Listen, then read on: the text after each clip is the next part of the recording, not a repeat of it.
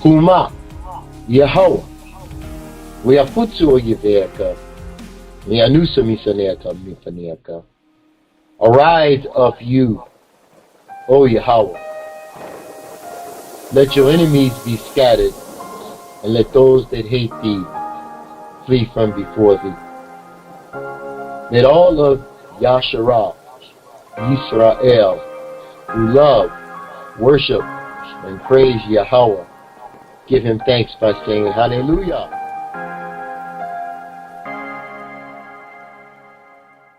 Shalom and welcome to Into All Truth. Shalom and welcome to Into All Truth. And we thank you for everyone who has donated. We thank you for everybody who picked up our calendar or Chaya Eat Life and Fast. Both are tools for Hebraic living and lifestyle. One is the divine order, approved foods, healthy foods.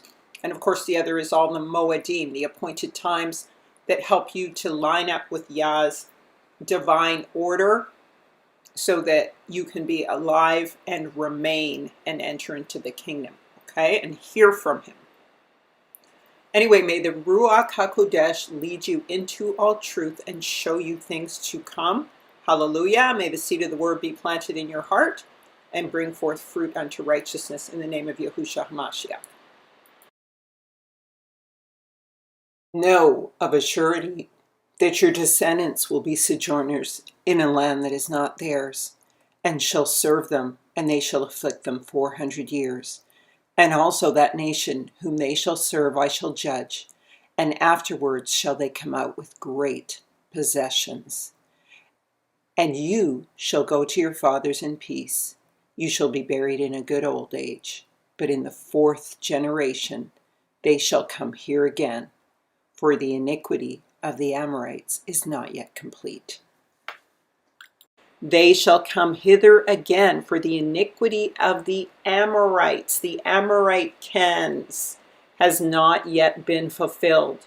So we know that the land that is ruling the earth, where Israel and Judah in particular is captive, is the hammer of the whole earth. And Israel will come out of that land to return to their homeland. How do we know this? Many of us are well aware that there was no 430-year Egyptian captivity. According to Scripture, the sojourning of the children of Israel, while they sojourned in the land of Egypt and the land of Canaan, was 430 years. That's what the Septuagint says. So that included the land of Canaan, sojourning in the land of Canaan. Not just the land of Egypt. Canaan's a different son. And Canaan was in the actual land of Israel. Okay? That was the land of Israel, was called the land of Canaan.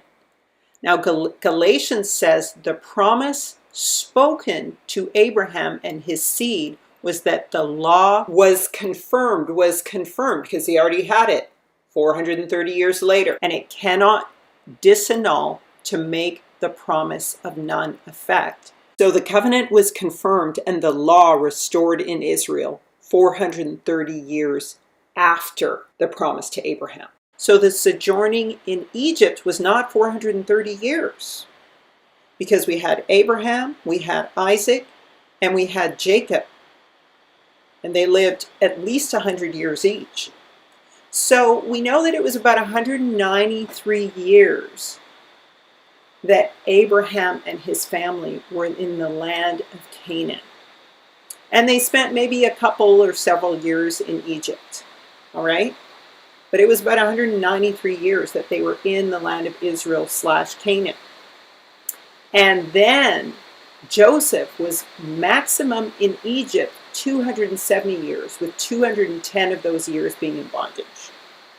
And this is why Yah warns through Moses that there will be a second captivity to Egypt and a second Exodus. So Yahuwah says in Deuteronomy 28, Yahuwah will return you to Egypt in ships by a route that I said you should never see again.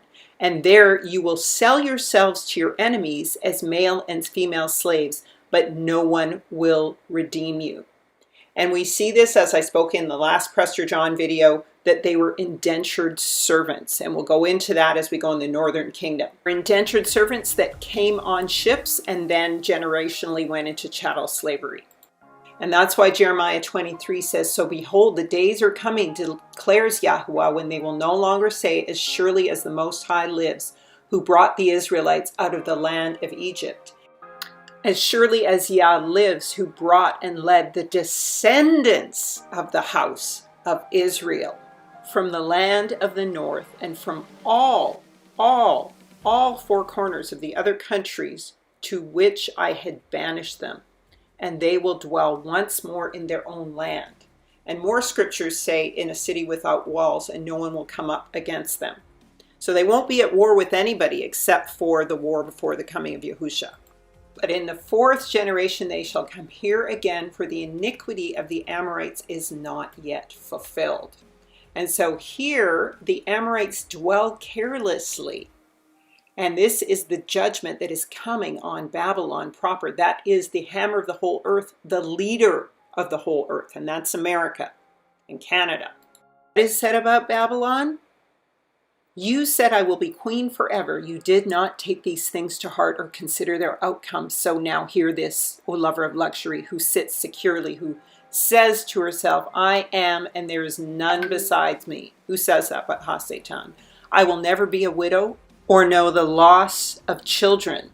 But two things will overtake you in a moment, in a single day, the loss of children and widowhood.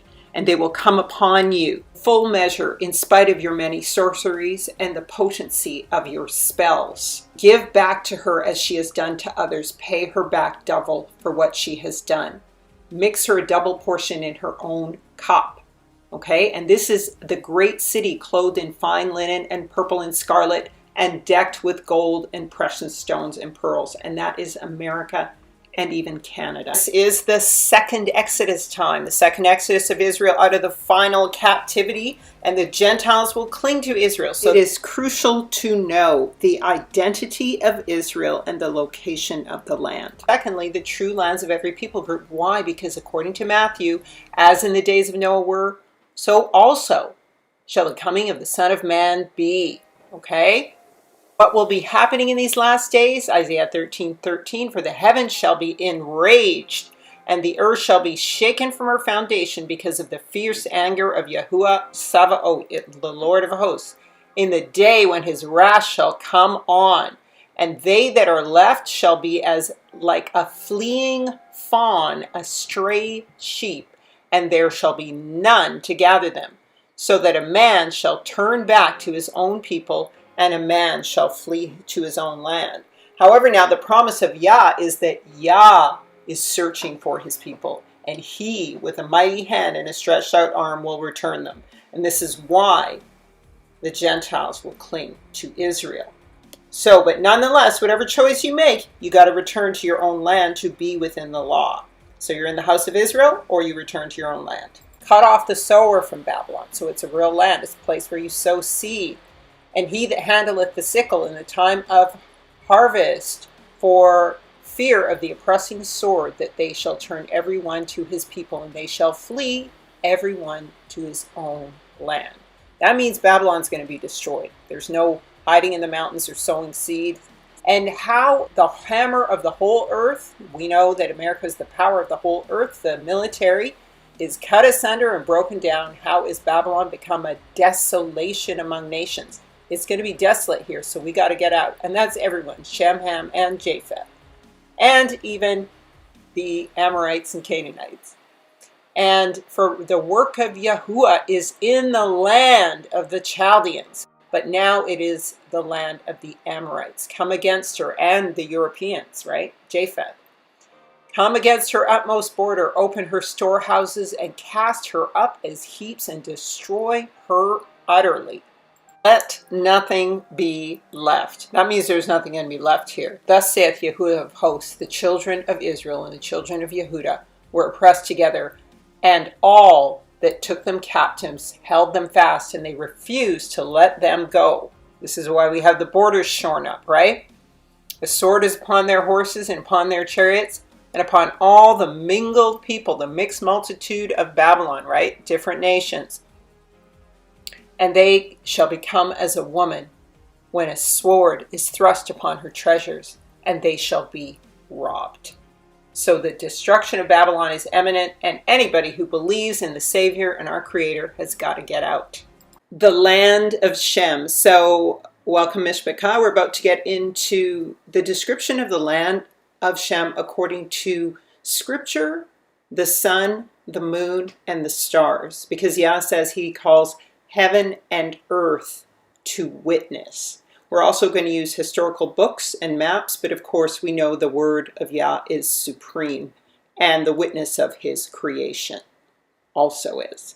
So let's get into it. This is about the land of Shem, and of course that includes all of the continent of Africa, going all the way to Western Europe, Britain, Spain, Germany, as well as South America, part of South America, and then what they call the Middle East, all the way to India. So we're going to start with Africa, because Africa is the promised land. First thing we need to do is look at the name of the land and how it relates to Scripture. And so Strong's H211 is the word for Africa, and of course it's different from Pharaoh, Afra, okay? We're going to go back into that in a second. But the land itself is named for the leader and for the soil out of which man was created. Okay, the red soil. All right? So when we look at Asiatic researches, for those who are historians, it says Ephraim or Apharia are regular derivative forms of Aphara, and from them is obviously derived Iberia, the ancient name of western parts of Europe, including Gaul and Spain. Homer uses in that sense the appellations of Hyperia and Apharia.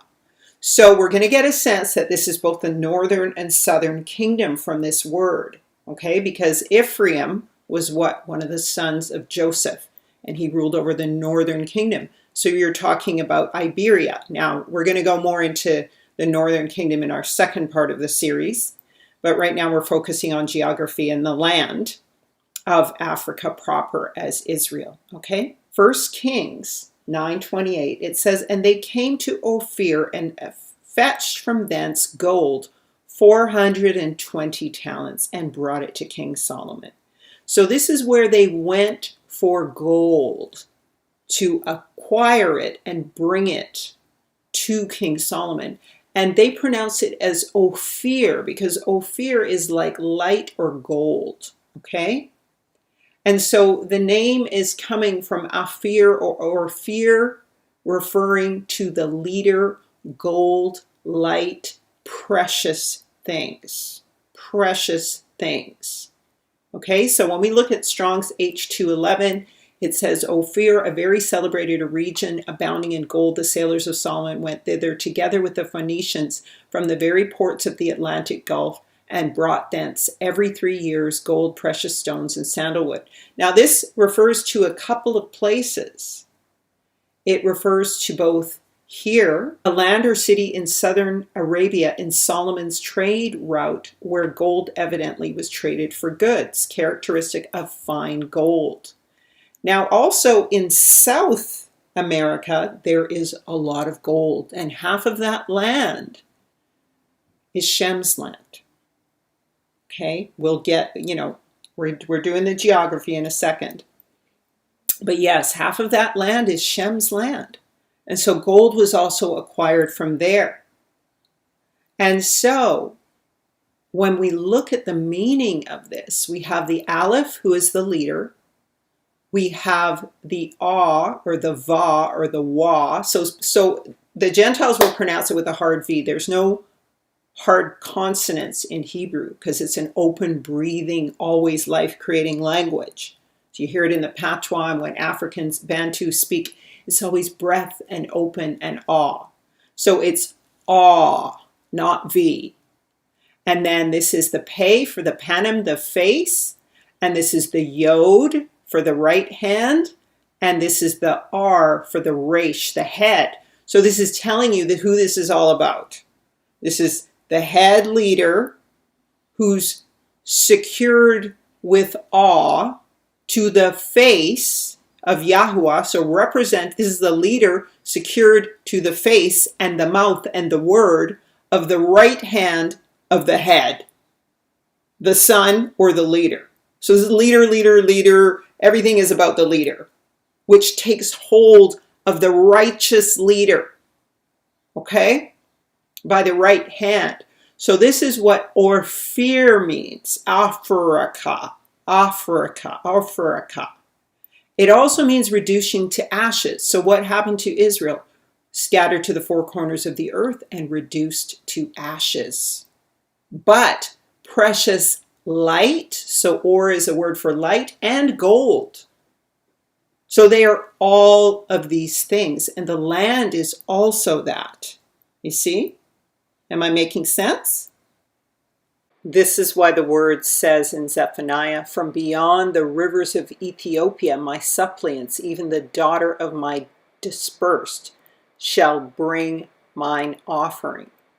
So this is an offering who are people who are fine gold, precious jewels, items used for service in the temple, a nation of kings and priests. All right? And so it can also refer to the southern western lands of Shem. Now, of course, it's still the east because it doesn't sit below North America. It sits in the center of the earth. Okay? And so that is the meaning of the name of the land. Now we compare this, as we've done before, to Pharaoh, and when Yahuwah instructed Moses to say to Aaron, stretch out thy rod and smite the dust of the land, that it may become lice throughout all the land of Egypt. This word relates to the land of Egypt, afar, the ayin of the face of the Resh. So this is Hasatan, the all-seeing eyes, face, leader, spoken word of their leader. Okay?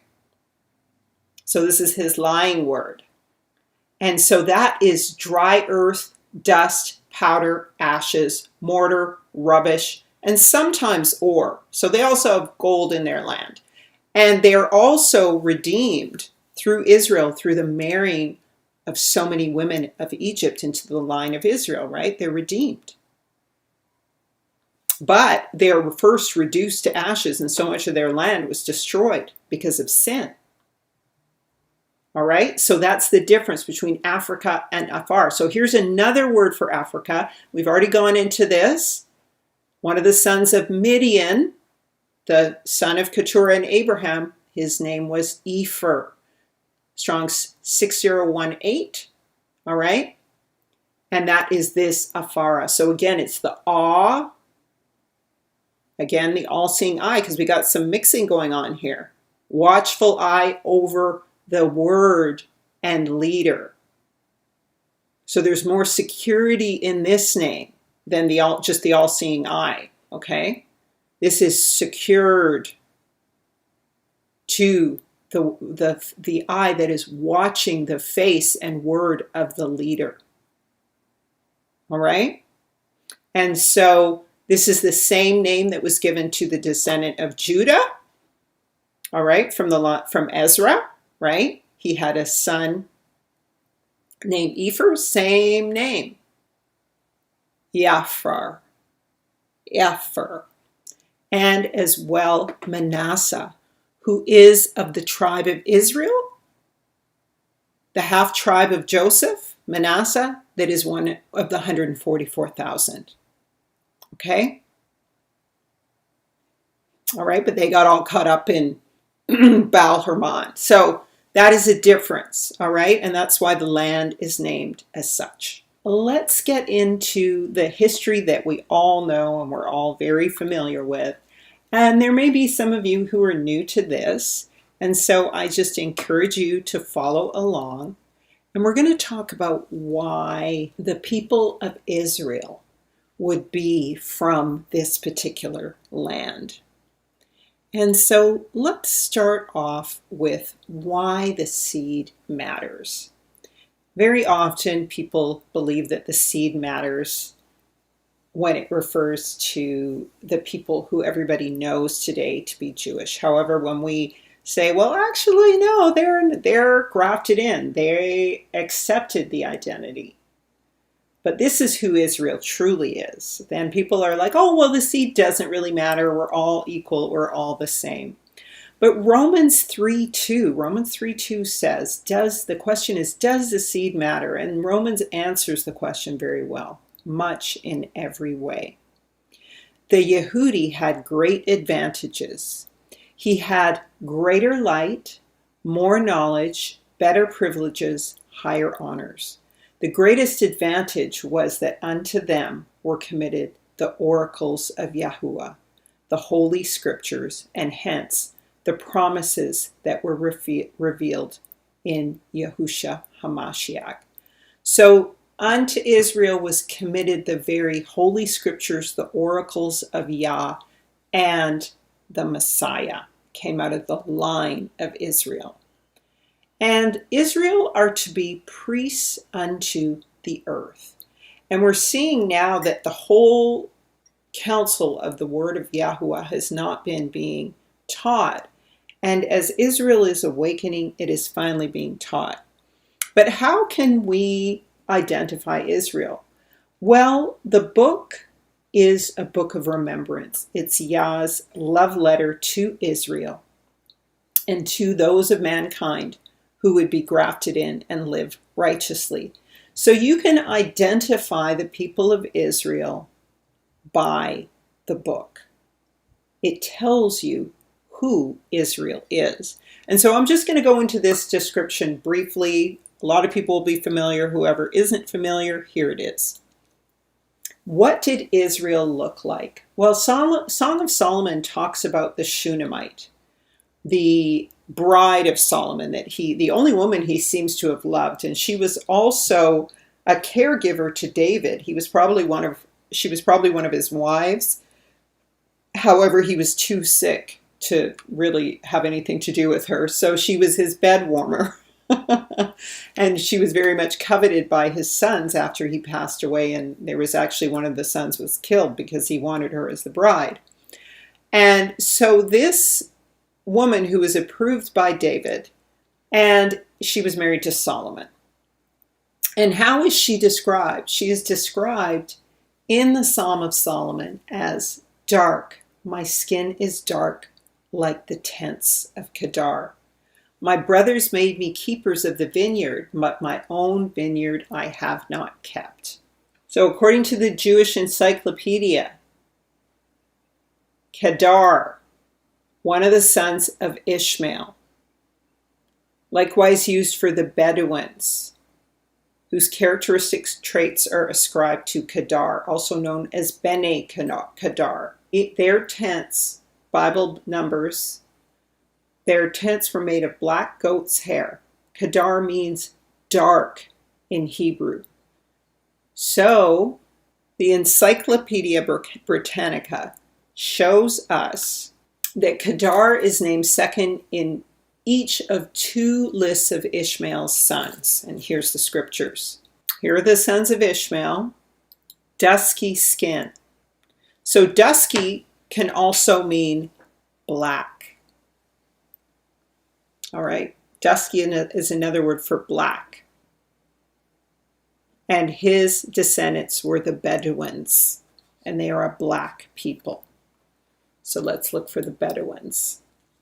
But the Old Testament contains no further information about him, and the name occurs 10 other times as a designation of an Arabian tribe. Okay? So because we know this is Ishmael and his sons, we know, and you can see in Jasher, that he married an Egyptian wife himself, and he himself was Egyptian. His mother, Hagar, was Egyptian. So Hagar was the daughter of the king of Egypt, and he preferred that she lived as a servant with Abraham than as, the offspring of a king, the concubine of a king in the kingdom of Egypt. So Ham means the people of the dark faces, the burnt faces. They are known to have very dark black skin. And so Hagar is the mother of Ishmael. And Ishmael also had Egyptian wives. Nubians in Egypt. Black skin. So when we talk about dark, my skin is dark, like the tents of Kedar, they were known for their black goats. It refers to tents made of black goat hair. And these are a dark-skinned people. Tents made from black goat's hair. You see, they're all very dark. See the Bedouin tents. Notice how dark they are? Kind of like Bugalafini.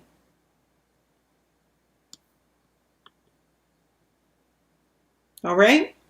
So we're clear on that. So we said Ham means land of the burnt faces. All right, and Sheba, who was an Ethiopian, also had a child with Solomon. I went into that with my video on Ham, okay, and my video on Prester John. All right, and that's where you get the Falashas from. Let's take a look at the Falashas. So Falasha are the northern Ethiopian highland population of Jewish belief. So they're not just of Jewish belief. They're actually genetically Israel. Not just belief. So Beta Israel, Jewish Falashas of Ethiopia, descended from Dan, from Menelek, and Jews who fled Israel for Egypt after the destruction of the temple. Okay, and what do they look like? Okay, what color is their skin? Dark. And they have kinky hair. Okay, and a lot of them look like African Americans.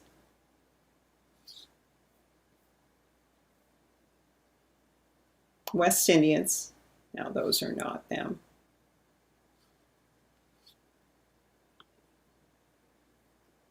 Okay, this is a Falasha.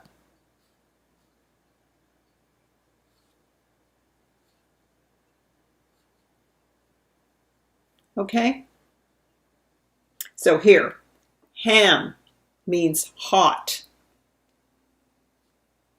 Collective name for Egyptians. Hot or heat. And of course, the Jewish Encyclopedia says that Ham was the father of what? The dark races. The dark races. So Sheba and Solomon had a child, and now Keturah, the second wife of Abraham, was also a Cushite. One of the reasons why we know this was because her sons were named their lands in the land of Shem, Sheba and Dedan. They settled in Sheba and Dedan.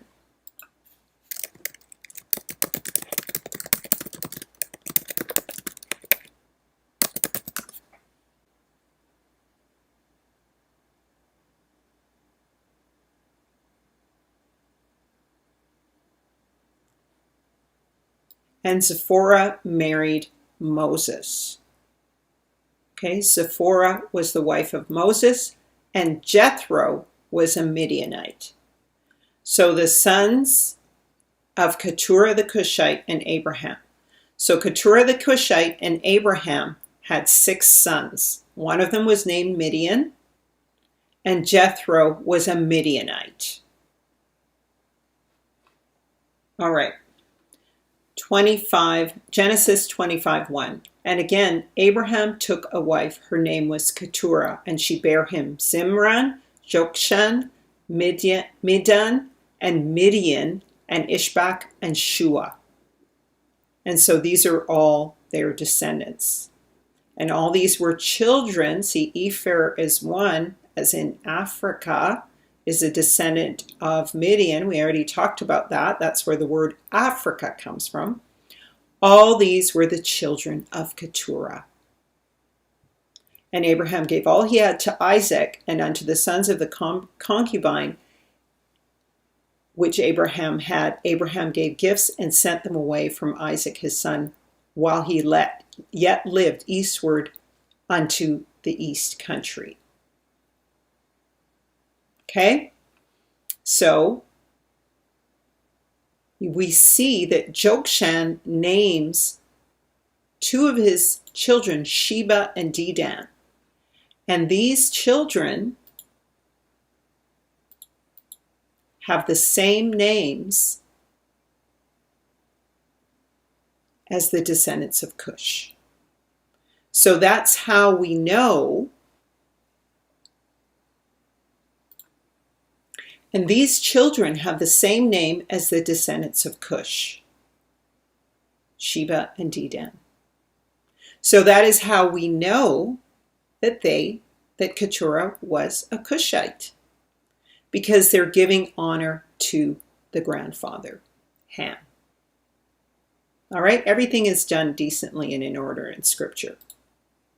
Numbers 10:29, and Moses said unto Hobab the son of Regal, the Midianite, Moses' father-in-law, we are journeying unto the place which Yahuwah said, I will give to you. Come thou with us, and we will do thee good, for Yahuwah hath spoken good concerning Israel. Okay? And also, there's even more intermarriage with Egyptian women. So far we have Abraham marrying Hagar, who is an Egyptian.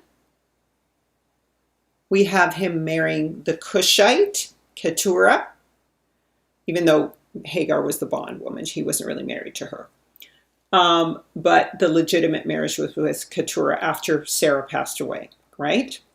Moses, all right? And then we have now Joseph also says, and Pharaoh called Joseph's name Zephaniah, and he gave him to wife Asenath, the daughter of Potiphar, the priest of On. And Joseph went out over all the land of Egypt.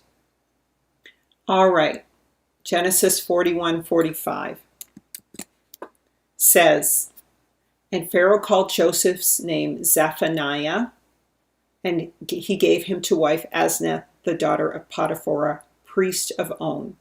And Joseph went out over all the land of Egypt. All right, and she bore him a son. So where was he? In Egypt. What was her father? A priest of On.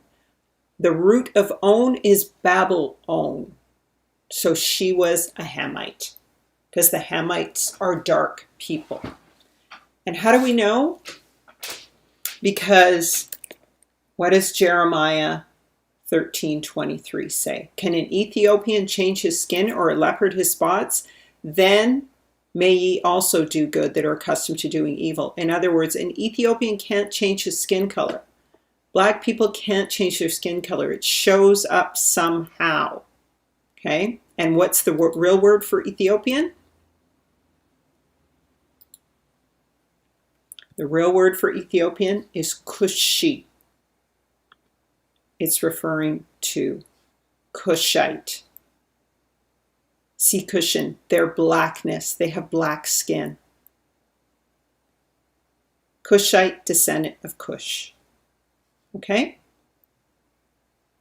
So we know the descendants of Ham are black.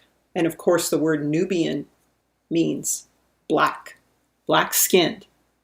And so with all these wives, right? All these wives who are descendants of people with burnt faces, right? How is the color, the skin color of these people not also black or dark? Dark, my skin is dark, like the tents of Kedar.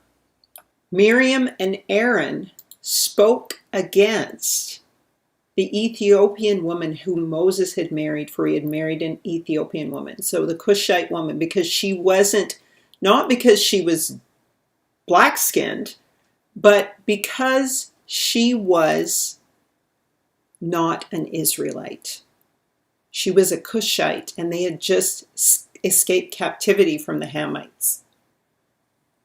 All right? Spoke against the Ethiopian, the Cushite woman. And what was the punishment for this? Miriam was turned leprous white as snow.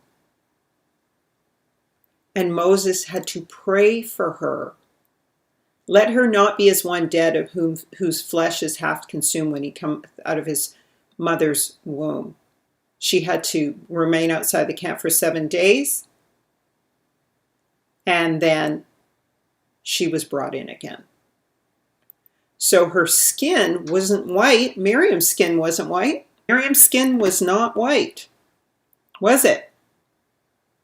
Because she turned leprous white. And what's the other? These are all very popular examples. I'm not showing you guys anything new because I've taught you so much throughout all the other studies. We've learned so much. But there's a lot of people who don't know this, right? So what does Yahuwah, our Elohim, tell Moshe to do? He says, put now thine hand in thy bosom. And he put his hand into his bosom. And when he took it out, behold, his hand was leprous as snow. And said he, put thine hand into thy bosom again. And he put his hand into his bosom again and plucked it out of his bosom. And behold, it was turned again as his other flesh. So if you have white skin, if you're not brown skin and your hand turns white, nobody's going to really notice. However, if you have dark skin and you withdraw your hand from your bosom and it turns from black to white and white to black again, everyone's going to notice in a large court or assembly. However, if you already have white skin, it's not really something anyone's going to notice. And that's why I don't remember seeing it in the Charlton Heston movie. It doesn't really stand out. All right, and then of course the Apostle Paul, Acts 21:38, is described as what? An Egyptian. Art thou not that Egyptian which before these days made an uproar and led us out into the wilderness 4,000 men that were murderers? So he is presumed to be an Egyptian. Why? Because he's dark. My skin is dark like the tents of Kedar. And Yahusha hid in plain sight. And when they were departed, behold, the angel of Yahuwah appeared to Joseph in a dream, saying, arise and take the young child to his mother and flee into Egypt.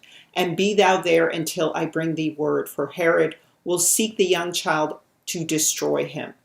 And when he arose, he took the young child and his mother by night and departed into Egypt, and was there until the death of Herod, that it might be fulfilled, which was spoken of Yahuwah by the prophet, saying, out of Egypt have I called my son. So the only way you can hide amongst a bunch of Nubian black people, not after, 2,000 years of Europeans encroaching into Africa. All right? This is not that, because that's what we've had. And so there's a lot of people in the north and in the Middle East who are very fair-skinned, but minus 2,000 years. Everyone was very black. And so he had to hide in plain sight in the West, in Egypt, amongst very black people, where no one would notice him. So, and another description of Yahusha is that his feet were like fine brass, as if refined in a furnace, his voice as the sound of many waters.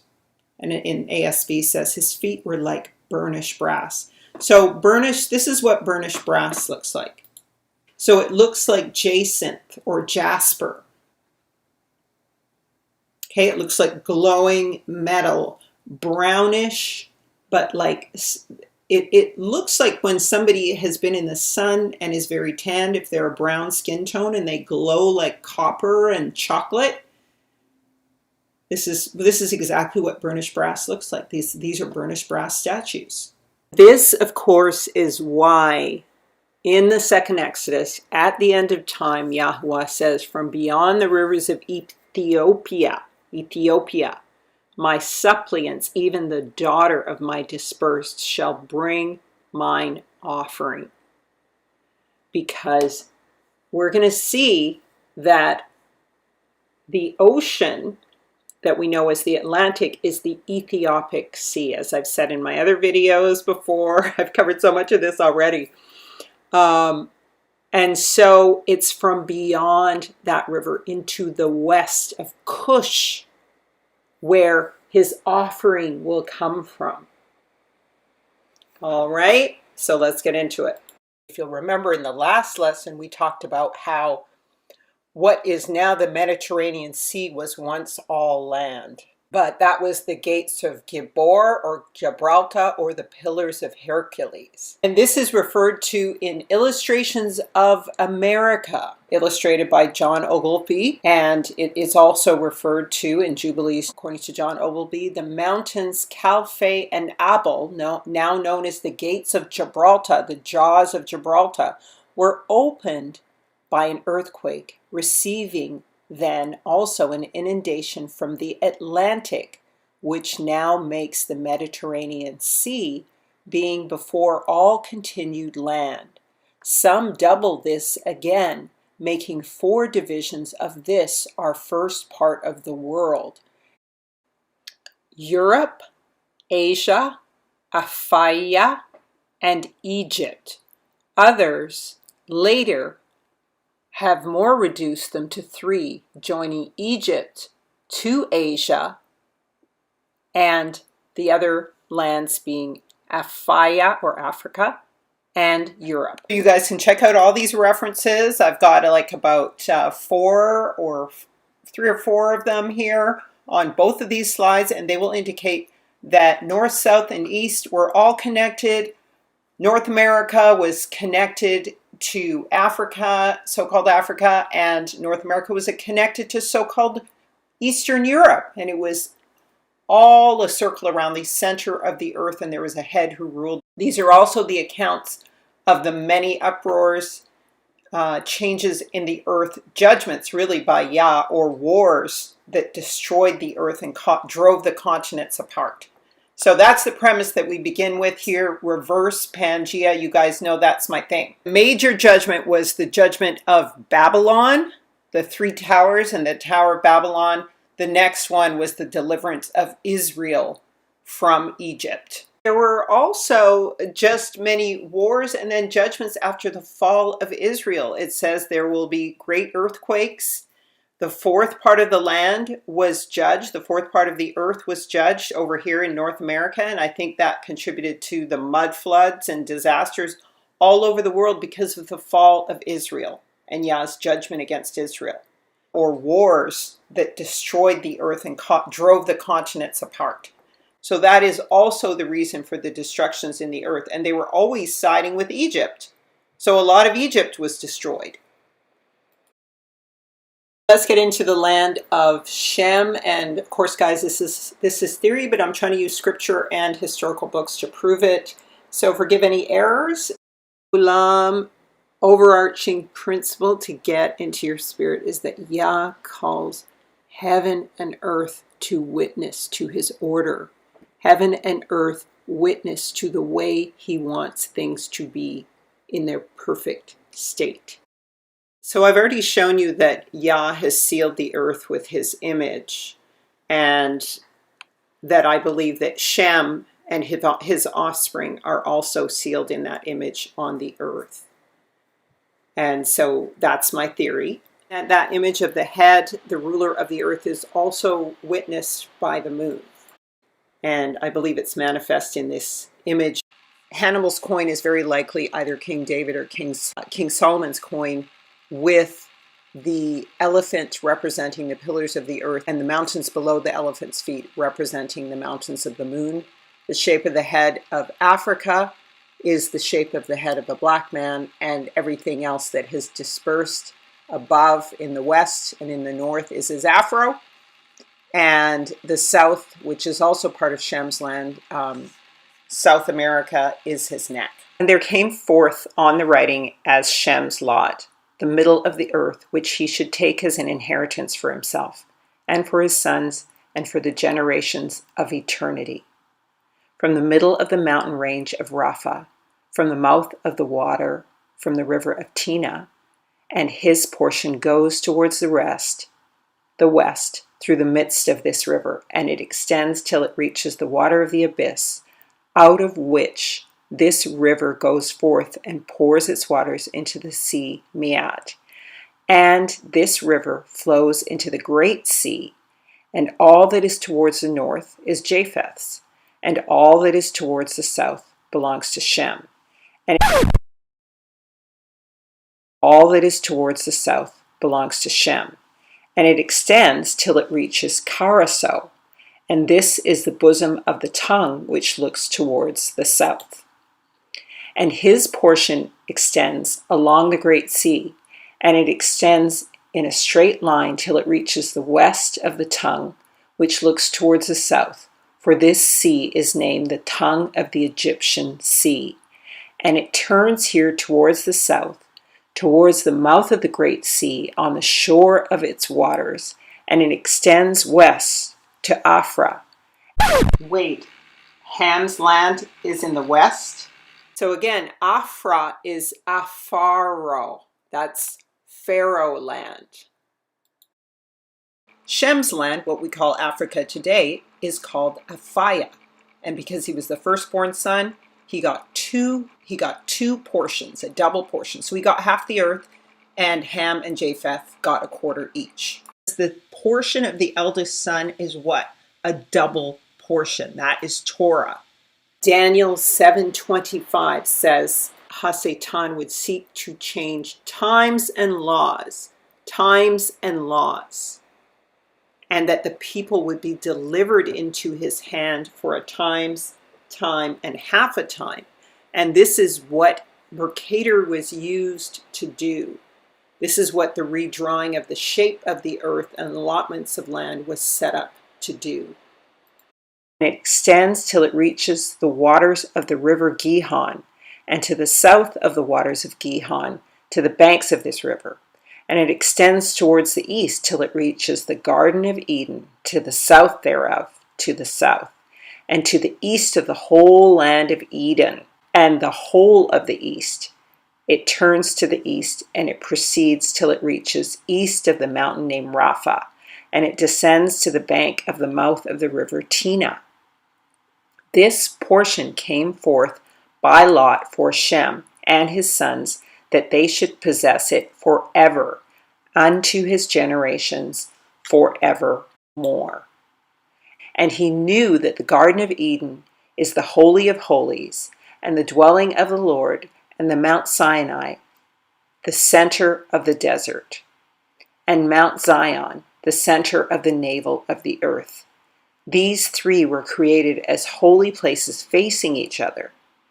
And he blessed the God of gods, who had put the word of the Lord in his mouth, and the Lord forevermore. And he knew that a blessed portion and a blessing had come to Shem and his sons unto the generations forever. Our Foxhead's land up here. And also, he said that these three great mountains, Rapha, Sinai, Zion, they all face each other, creating a triangle here. Somehow, he included the mountains of Ararat, which are in here.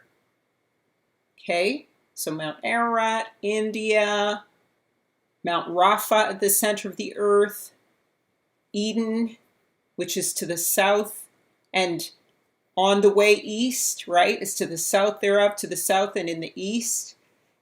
and Mount Zion, and all these mountains face each other. So that was the land that came forth to Shem. I believe that the Gion started probably up where the Great Lakes connected with Africa's Gates of Gibraltar, and so the Gion was probably in there and then circled all the way around the coast of North America and into the Gulf of Mexico, Caribbean Sea, and then all the way down and into what is so-called South America.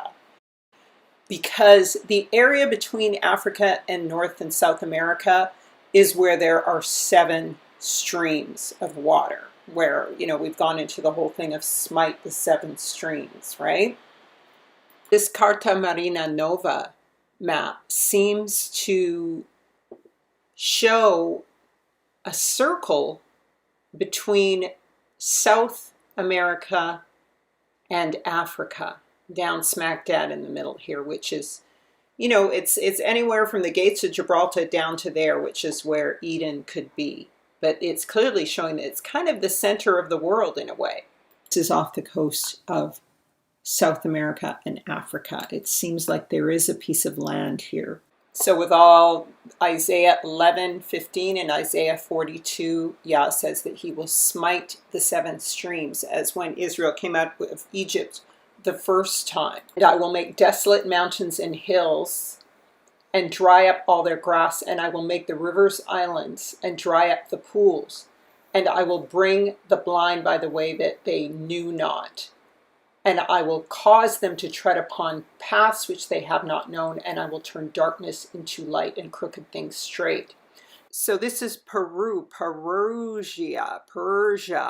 part of the land of Shem. See the name here, they entitle it Persia, right? And so I think this is like the neck or the heart of the, like I said, the head of the man of the earth. And these major arteries and streams run through it. So I think the River Tina will go through this, the Gion goes through this and then dumps out to the Tina. And then Africa would have been directly above it. So the water would have circled right up to the chin of Africa and gone around towards India, between what was known as Lemuria and Africa. And notice how it's cutting off what might be to the right of it, where kind of an Eden might be. So the land of Shem from here, it reaches the Garden of Eden. So the Garden of Eden is somewhere around in here. Okay, so this is what I'm talking about, you guys. We're going to see a little bit of different information. I've shown you this in other videos on my other channel, right? Atlantis has been positioned here. It may be the Garden of Eden, or it may be somewhere down here. So I went there to another place and saw a mountain of fire flashing both by day and by night. And I proceeded towards it and perceived 7 splendid mountains, which were all different from each other. Their stones were brilliant and beautiful. All were brilliant and splendid to behold, and beautiful was their surface. 3 mountains were toward the east, strengthened by being placed one upon another, and 3 were towards the south, strengthened in a similar manner. There were likewise deep valleys which did not approach each other, and the 7th mountain was in the midst of them. And he answered me, saying, that mountain which you behold, the extent of whose head resembles the seat of Yahuwah, will be the seat on which shall sit the holy and great Elohim of glory, the everlasting King, when he shall come and descend to visit the earth with goodness. Now there's another scripture that says, and Yahuwah will descend in the south in Enoch, as even today he descends in the south. Okay, so that gives us more clues. Like I said, the Rubus Negro is an indrawing sea. And there's also a sea called the Humorous Sea in the south, near Antarctica. And so the water is the bluest, the cleanest, the purest there, and all water flows north towards those indrawing seas. And so this gives us a clue as to where Eden might be. So we see how the land of Eden could be further on in the south, because Yah says he descends most often in the south, right? And then when we look at the map of the moon, it does reveal to us what is potentially going on in the south here. This is a good reference. See, there's where the map of the world fits over top on this, like so. So it fits pretty well. But what do we see here? There's this land right here and all the way to here. So the moon is a great witness. When we look at the bottom of this moon map, we see the word mare vaporum. You see that in the bottom right-hand corner by where it says S for south. And it points to a sea of mare, a sea of vapors and waters just off the coast of Africa in the center of the moon. Okay, so that means there could be a special sea there. All right, the other option is this. When we take this map and we flip it vertically and we put the North Rubus Negro up here, directly beneath it is this other sea-looking thing, a circular area. And it's actually called the mare or water humorum. And if you'll notice, with all of the seas go north. All of the rivers go north. They may go east and west, but eventually they all go north, like the River Tina, the Nile. Everything flows to the north to the indrawing seas to be purified. And the oceans are the darkest up north, and they're the clearest and the cleanest and the lightest in the south. And so if this is humorum, that means water, humidity, sea of water. It could very well be that this is where the clean water potentially comes out of. Now, there are underground springs and everything that it also comes out of, because the earth is like a tree. It's got all these levels to it. And so there are underground streams beyond the sea salty water. But I'm just taking note of that because there is a lot of fresh water that comes up from the south. And it would make sense for it to travel up through oceans and rivers and everything. The Earth of Columbus. Christopher Columbus announces to his royal patrons his supposed discovery of the ascent to the gate of the long-lost Garden of Eden. With what emotions must his heart have thrilled as, steering up this ascent, he felt his ship smoothly rising toward the sky, the weather becoming milder as he rose. To be so near the paradise of God's own planting. To be the first discoverer of the way in which the believing world could at length, after so many ages, once more approach its sacred precincts, even if forbidden to enter. What an exquisite experience it must have been to the lonely spirit of that great explorer. It is his third voyage. He is in the Gulf of Paria, to the north or northwest of the mouth of the Orinoco. In his loyal epistle to Ferdinand and Isabella, thus he writes, "The Holy Scriptures record that our Lord made the earthly paradise, and planted in it the tree of life, and thence springs a fountain, from which the four principal rivers of the world take their source, namely the Ganges in India, the Tigris and Euphrates, and the Nile." I do not find, nor ever have found, any account by the Romans or Greeks which fixes in a positive manner the site of the terrestrial paradise. Neither have I seen it given in any map monde laid down from authentic sources. Some place it in Ethiopia at the sources of the Nile, but others, traversing all these countries, found neither the temperature nor the altitude of the sun correspond with their ideas respecting it, nor did it appear that the overwhelming waters of the deluge had been there. Columbus may not have been altogether wrong, given the connection of the continent of Africa originally to the center north. Again, what Columbus had to say about Eden. "Of paradise I cannot speak properly, for I was not there. It is far beyond, and I repent not going there, but I was not worthy. But as I have heard say of wise men beyond, I shall tell you with good will. terrestrial paradise, as men say, wise men say, is the highest place of the earth, and it is so high that it nearly touches the circle of the moon there, as the moon makes her turn. For it is so high that the flood of Noah might not come to it, that would have covered all the earth of the world, all about and above and beneath, except paradise. And this paradise is enclosed all about with a wall. See, the navigators of the earth understood that the moon made a circle in towards the center of the earth and back towards the outer ring of the earth.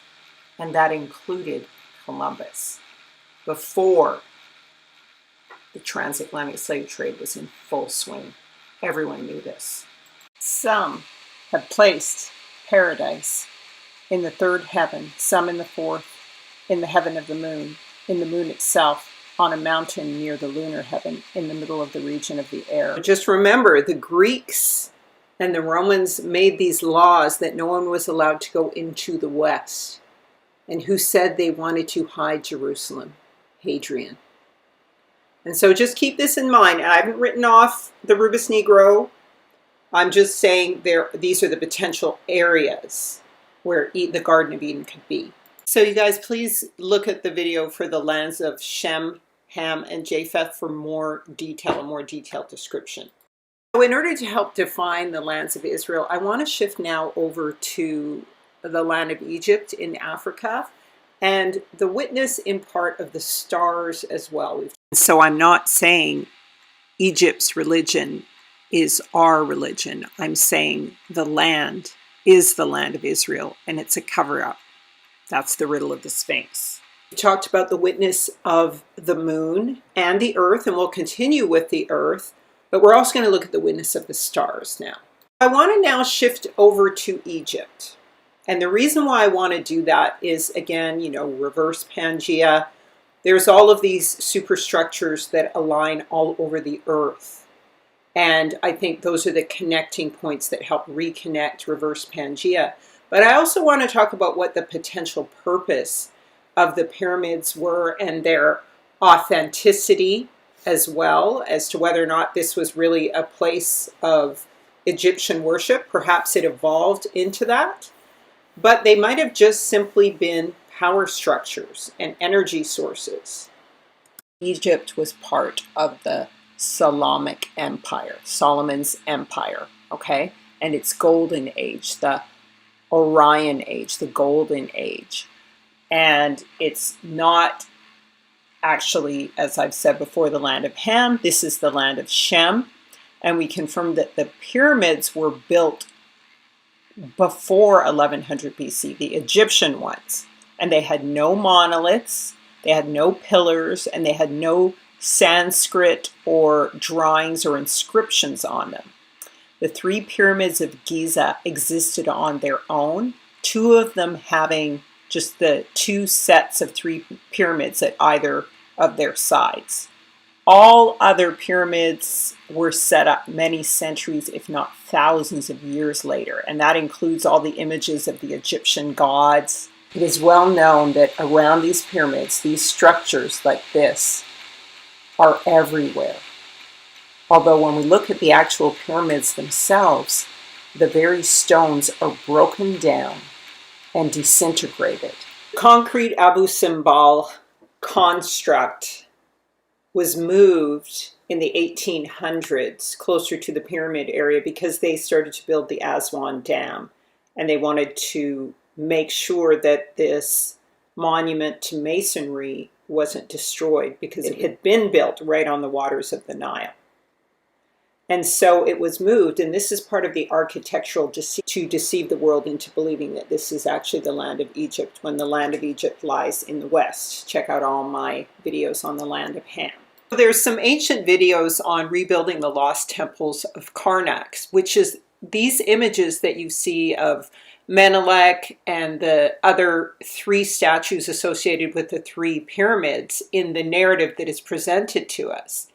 However, they are not original to that area. And in fact, if you look at some of these documentaries that do speak about it, you see from this image that these idols really are made in a very flimsy way, like from some cheap Hollywood movie. And the photos of them reconstructing things could simply be a construction of a false narrative, really, because none of these shallow inscriptions could bear the passage of time without seriously degrading in the wind and just the wear of time. There's no way that these men, in reconstructing or taking apart these idols, could use a hacksaw, like a simple hand saw, to saw real stone apart. You would have to use a metal circular saw that had a diamond bit and had a lot of water to prevent it from heating up and stopping. Two guys are not going to saw it apart. And so a lot of the imagery associated with the pyramids, I believe, is false. They were actually brought up from the foot of the Nile when the Aswad Dam was built. They weren't even associated with the pyramids, but the story they tell you is that they are, that they're part of that whole area if you've never been there. The riddle of the Sphinx is that the Sphinx was not a sphinx, that it was actually a lion. A lion. Because the Sphinx, the head of the Sphinx, was much newer, much younger, and nowhere near as worn as the body of the lion. And there are geologists who have proven this. The Egyptologists say contrary, but the geologists are like, no, this stone is much older. So the Sphinx would have more likely been a lion, because Israel doesn't mix different seeds together. That's what the nations do. We also found that there was a habit among the people of this region to wear a lion's mane for a headdress, a lion's mane. So that's where this lion's mane shape comes from. But of course, it was more likely originally a lion, the Lion of Judah, as inscribed on one of the walls here. I've mentioned this before. Esdras 15 speaks of the Carmanians and who they are, and this again relates to the land. But I want to see there's also another lion at one of the extremes of the land of Shem. The dragons of Arabia and also the Carmanians. So when we look at the word karma, I said, hey, karma, what about karma? I looked it up on the map, and it's in India. So like I said, this is the land of Shem, all right? And the Carmanians, it's a place in New Delhi, which is the capital of India, all right? Carmania, all right? So it's spelt differently with a K here. Carmania is a place in the region of Bihar, India. You guys can go ahead and look this up. Got that from Wikipedia. And now we talked about before how in India there was, at the edge of it, this place on the rock of Sri Lanka. So Sri Lanka is just off India because it seems like it broke off in some kind of catastrophe, right? But in Sri Lanka is this cave temples of the lion. Now this could be a dragon or a tiger, or it could be a lion, because there were these images of this lion around as well. And so that could be Lion of Judah. That's also who the Iranians are known to be. They're known to be rams, but it is definitely a Hebrew or Shemitic symbol.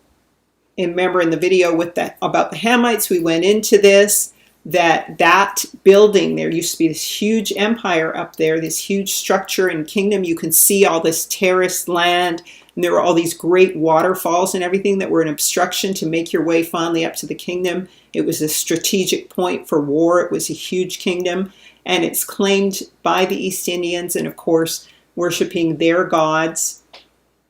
But we find out the architect was Maya Sura. So we know Asura means for Assyrian, and Maya, well, we know the Maya are the Hebrews when they were in the middle land over there between America and Africa, right?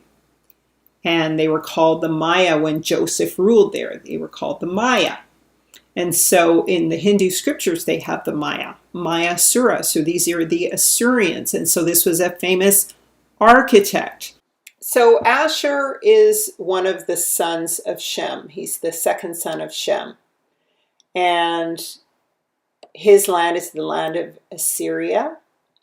And so he's the ancestor of the Assyrians.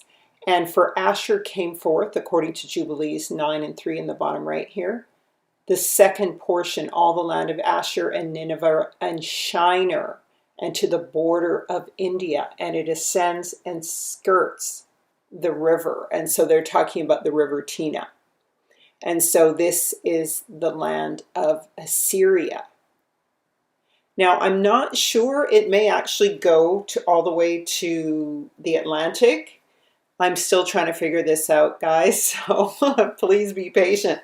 I don't have any ancient books on this, and I'm just looking at etymologies and words and stuff. Please give me any information that you find. Go ahead and put in the comment. So this guy was very likely a Hebrew, and there's a bit more evidence on it.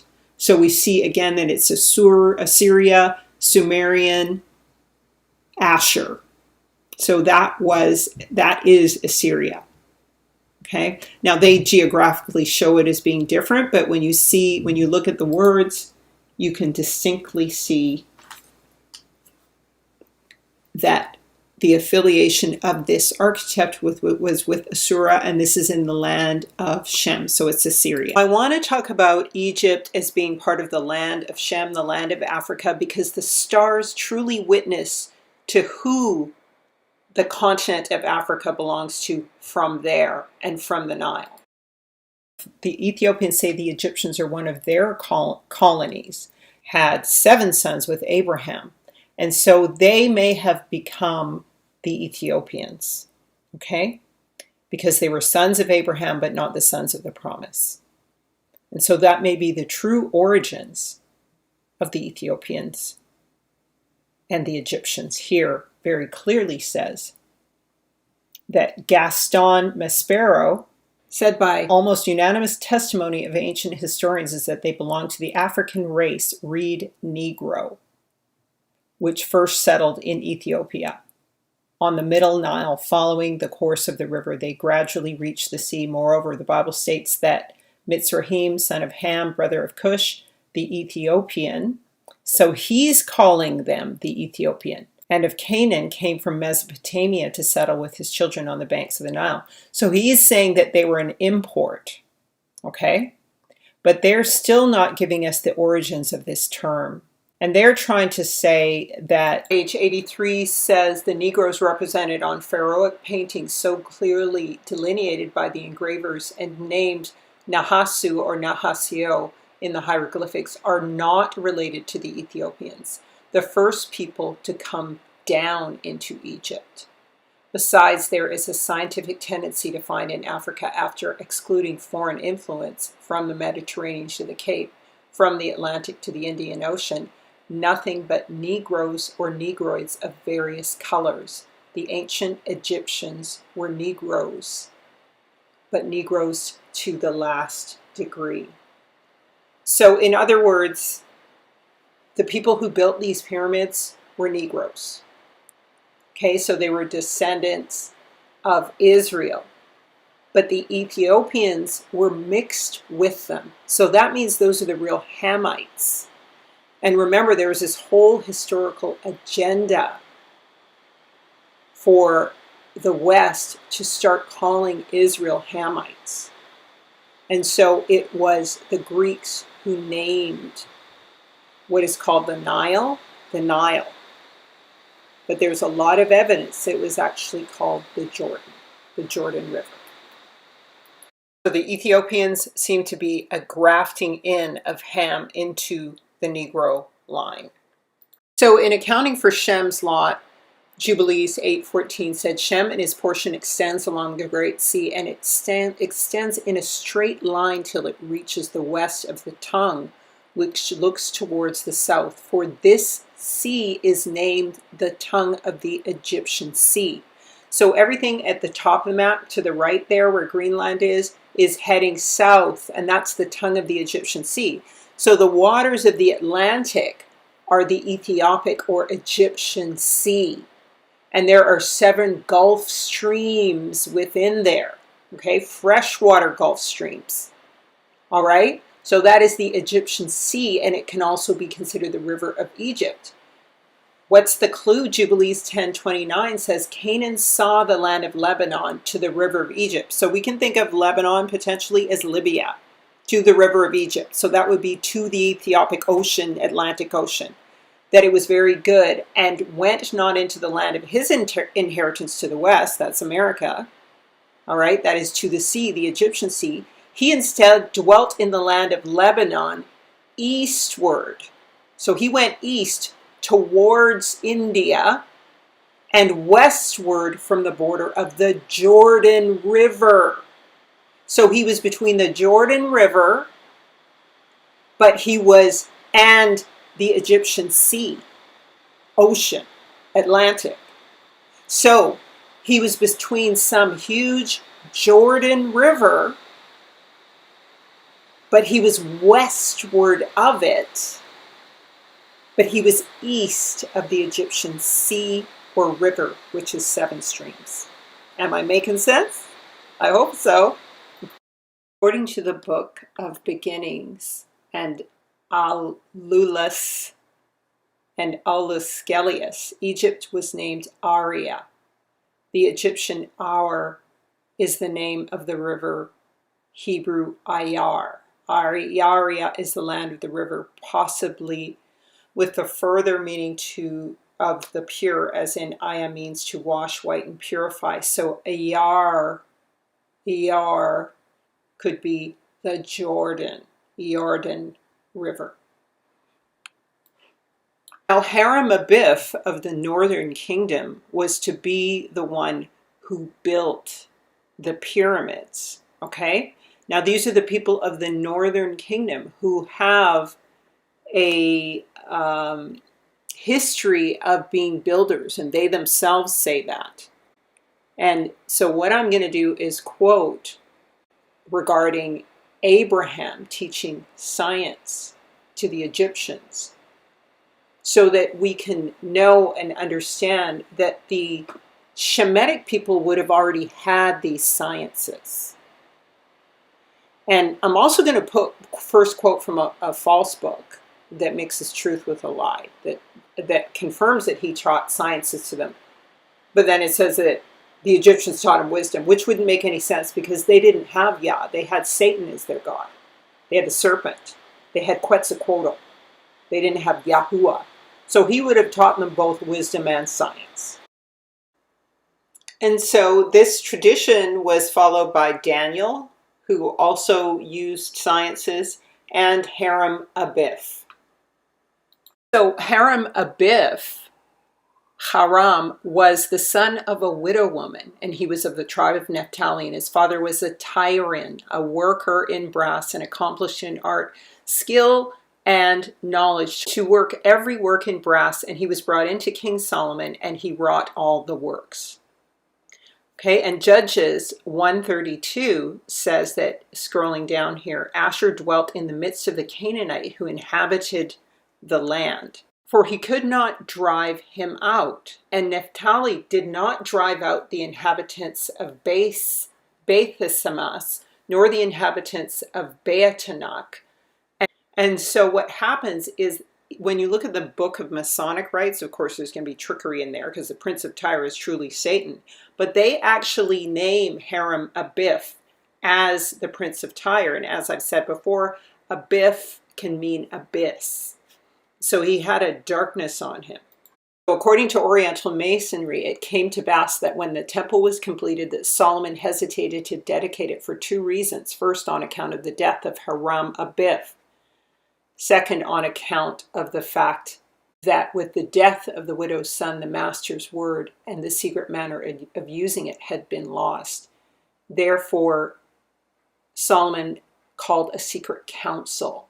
The secret council consisted of Solomon, king of Israel, Hiram, king of Tyre, and Zadok, the high priest. So Hiram was known as the king of Tyre also, according to these people. It's listed twice. It seems that Hiram-Abip was known to be the king of Tyre. Well, I'm just showing you this to show you that the 10 tribes were the builders. They were known to be the builders, okay? So this image depicts the true builders of the temples in what we know is as Egypt today, and I believe they're the 10 tribes properly represented here. Abram brought sciences to the Egyptians, and that is according to Josephus in chapter 8, that Abraham had communicated to them arithmetic and delivered to them the science of astronomy. For before Abram came into Egypt, they were unacquainted with those parts of learning, for that science came from the Chaldeans into Egypt, and from thence to the Greeks also. Jacob is the former of all things. Abram gave them the centimeter, the millimeter, the meter, the cubit, and the golden ratio. Fresh water from the Nile. They measured one drop and then another. They were all the same size. The diameter of the drop of water on a waterproof surface, like granite or alabaster, is constant. It measures 1 centimeter. The meter is a universal unit because it is measured on water. Water is the only material that is stable. All other materials or objects are difficult to measure, or else they vary over time. The architecture of the entire universe is constructed with this unit. They named this small unit the royal finger. 10 drops of water or 10 royal fingers equals 1 royal hand. 100 drops of water, so 100 royal fingers or 10 royal hands, equals 1 royal leg. The royal finger was called the centimeter, the royal hand the decimeter, and the royal leg the meter. From this experience, they also deduced the decimal system. From then on, all of Egypt would have as a standard a universal constant, the royal cubit, the golden ratio.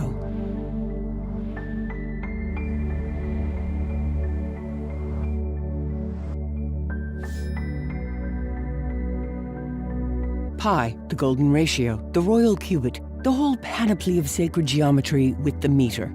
The Egyptians knew the Fibonacci sequence in the golden number thousands of years before him and called it the addition sequence.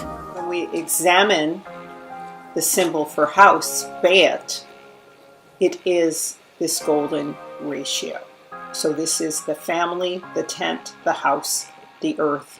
This is the code for everything. And this is why Hebrew is a pictographic language, because it speaks practically to reality.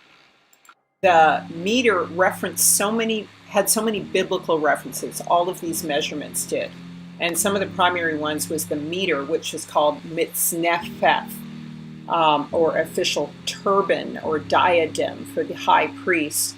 And so I give a lot of references, but one of the main ones was Leviticus, and he shall put on the holy linen coat, and he shall have the linen breeches upon his flesh, and shall be girded with a linen girdle, and the linen mitre. With the linen mitre he shall be attired, and these are the holy garments. Therefore shall he wash his flesh in water, and so put them on. And so you can imagine it was about a meter long, and it would be wrapped around the head as a turban or a headband and whatnot. Also, there were holy measurements for buildings. A window shalt thou make to the ark. So this is at the time of Noah. In a cubit shalt thou finish it above. So this is before the Egyptian Empire. Okay?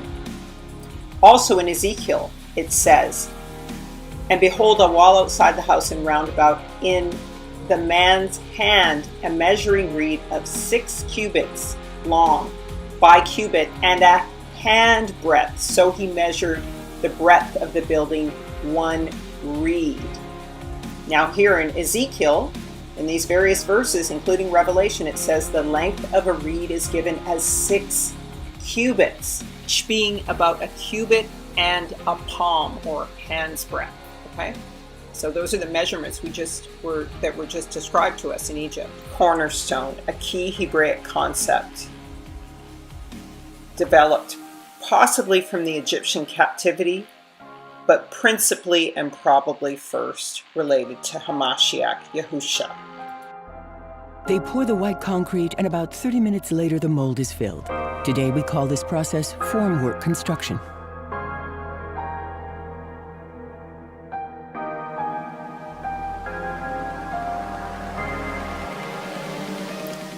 So stubble or straw was basically crushed rock used to make formwork bricks. This was the origins of masonry, which the Hebrews had originated, and they used it when they were in Egypt to build their structures and their own pyramids at Giza, of course, the Israelites. And so here's some scriptures that prove it. Exodus 5:12. So the people were scattered abroad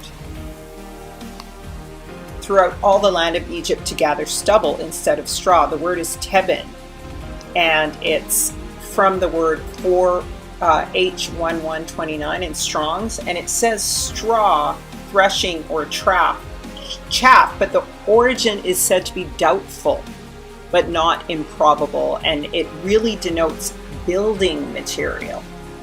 And then we have another example in scripture where Job says the arrow cannot make him flee, sling stones are turned with him into stubble. So stubble is another word for ground up stone, and so that's how we know that it was actually ground up stone that was used to make a cement-like substance to construct the pyramids for Solomon and the pyramids for the Egyptians. Deuteronomy 6 shows us how Yah gave the cities of the giants and the nations to Israel, and they maintained them. They were also able to build, especially the northern kingdom.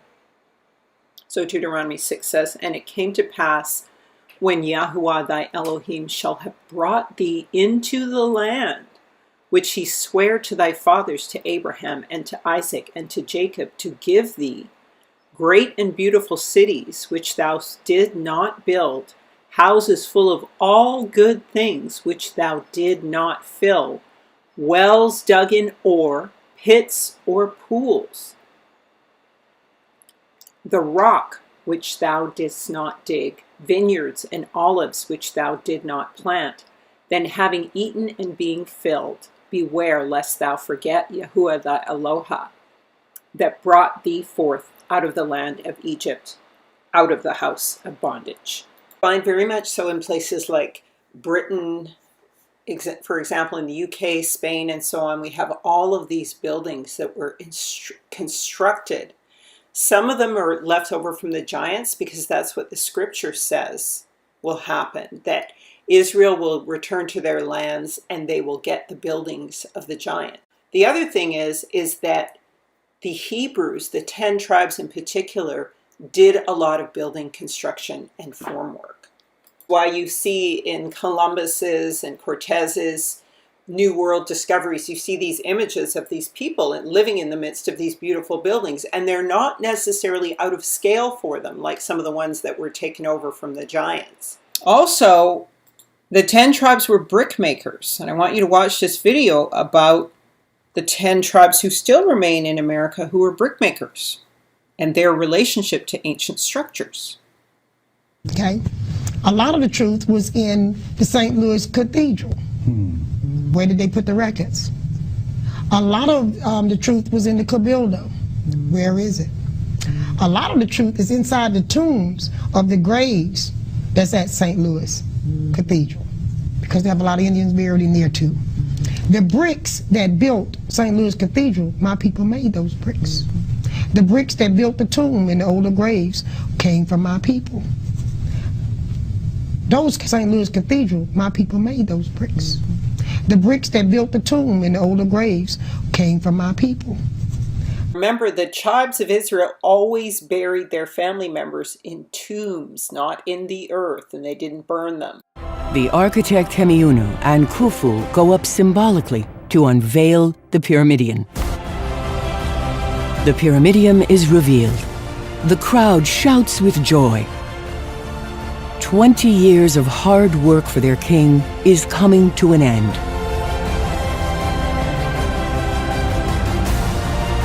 King Solomon was known as the master builder. To the Masons, he's known as the master builder, the master mason. So people become kinds of Solomon.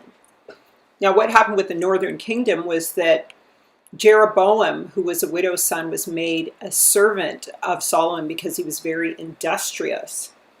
But at one point, it says in 1 Kings 11:9, that he went out, and this prophet Ahijah, the Shilonite, finds him on the way and says tears his garment and says Yah's going to tear the kingdom into 10 pieces and give it to him. So this makes Solomon very angry, and he sends him away, and so Jeroboam flees to Egypt. And when he hears Solomon is dead, he returns, but then the son of Solomon, he goes to speak to him and the son about their burden, the yoke of Israel that is too heavy. And the son of Solomon says, whereas my father did lade you with a heavy yoke, I will add to your yoke. My father has chastised you with whips, but I will chastise you with scorpions. And it comes to pass consequently that when Jeroboam comes to the tribe of Israel again, that they call him into the congregation and they make him king over Israel. And none of them follow the house of David except for the tribe of Judah alone. The pyramid was oriented east, relative to Eden and Yah. Orientation to the east automatically indicates all directions with the same precision. Indeed, the Egyptians did not care about the north. There was nothing in the north apart from primitive peoples. The south was sacred to them because it was where they came from, their roots. It is for this reason that cities were then built up the Nile, to be closer to their origins. The truth is that the Most High will descend in the south. The first quarter is called the east, because it is the first, and the second the south, because the Most High will descend there. Yea, there in quite a special sense will he who is blessed forever descend.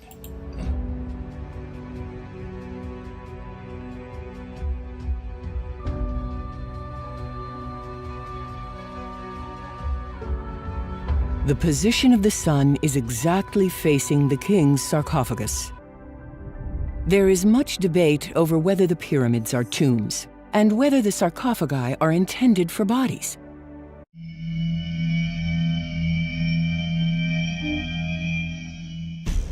Ever since scientists have been studying the Great Pyramids there at Giza, there has been speculation that they may have been energy generators, some kind of power plants.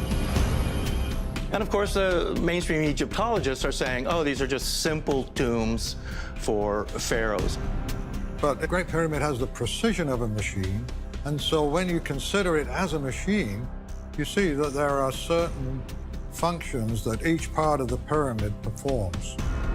The subterranean chamber is evidence itself, and it has been demonstrated by an engineer by the name of John Cadman, who created a model of the subterranean chamber, and by feeding water in it, the chamber itself seems to cause some very unusual reactions in the pyramid. The water would rush down the shaft of the Great Pyramid down to the subterranean chamber, which was about 330 feet. It would bypass a valve, and then the valve would slam shut, and it would cause a shock wave to be sent up the Great Pyramid itself, and then it would shoot towards the ceiling that was directly below the King's Chamber. It's a freestanding granite tuned room, and it would cause that to resonate at a specific frequency. The granite is the same material that you would use in a microphone or a telephone. It vibrates through the introduction of sound, and it emits electrons. Well, you take that phenomenon and you control it inside the Great Pyramid, then you have a machine that can vibrate that granite as much as an earthquake would vibrate granite in the earth and create electromagnetic energy. Christopher Dunn's theories indicates that the Great Pyramid was sending microwave signal. And in fact, studies of his working devices have shown that this probably would work. We could have been sending messages into space. It's very similar to the SETI program. It is my suspicion, belief, and hypothesis that what they call the King's Chamber or the sarcophagus relates very much more to the Sephargus. Sephargais. Now, I haven't checked the etymology, but in my spirit, I'm like, I wonder, and I hope I'm not wrong, and I hope Yah forgives me just for speculating on this, but I wonder if that's where they might have put something like the ark or the stones to create a geyser which sent the words of Yah out through the top of these light generators. And they would possibly hit the firmament and disperse the word or the message over the world, or perhaps it was a form of praise to Yah. It was perhaps projected through them, and they were perhaps stone tablets or something like that were placed in the sarcophagus, and then the electrical frequency was sent out, not only creating a light in the world, but like a geyser, like a Sefer geyser.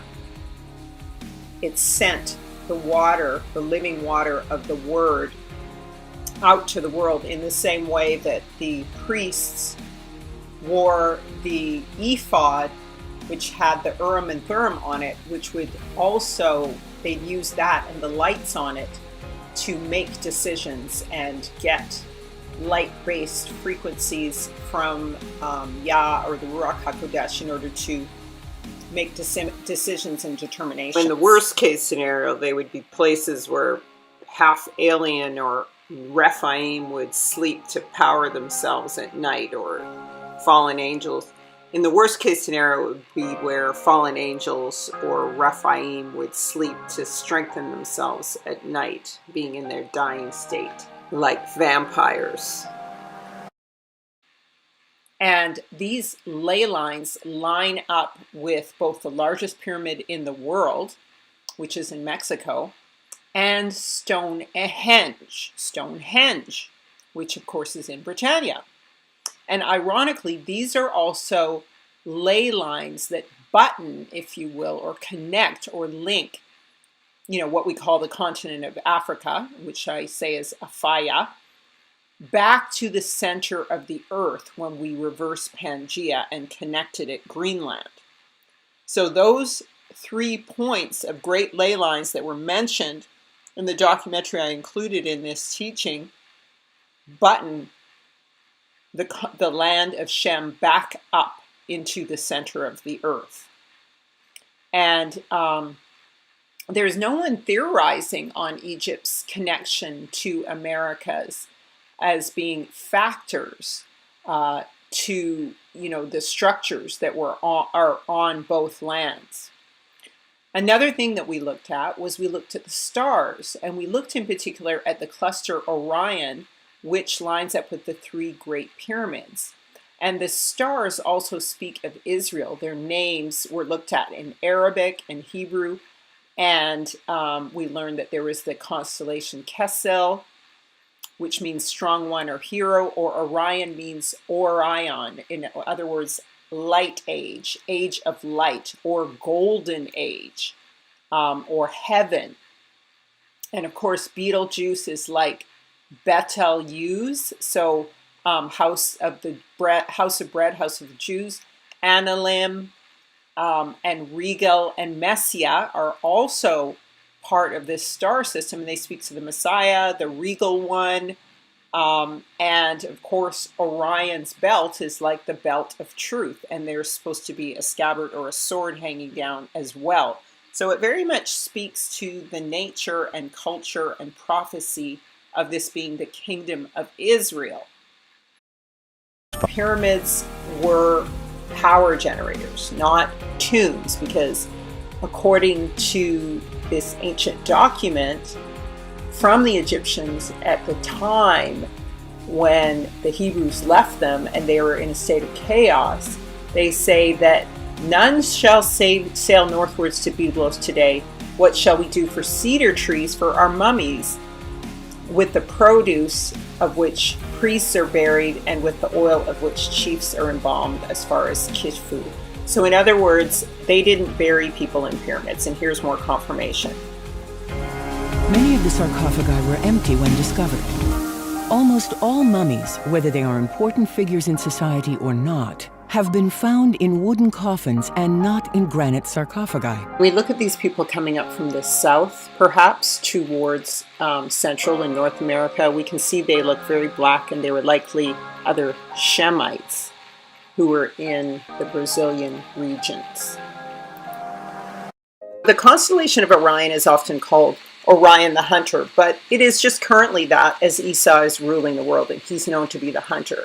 It is truly representative of Israel and Jacob and Hamashiach standing up. You see he's got the belt of truth. He's got the sword of the Spirit. I believe this is his torso. And the little triangle at the top, that is his breastplate of righteousness with Messi at the solar plexus of his body, or the Messiah. So these are the names of some of the stars and constellations. And so this sword is very important because it is hanging down from his scabbard, and then it is raised up in a couple of ways. It's raised up to against the north and the west at a certain point, and then it is thrown out to strike Hades, and we'll see how that works. But it is also how the nations would navigate everybody, not by the North Pole, but by Orion. So, let's find directions with it. I'll pitch the technique quickly, but then we'll expand on it and further understand it on a fundamental level of Orion across our night sky. So it appears in the east,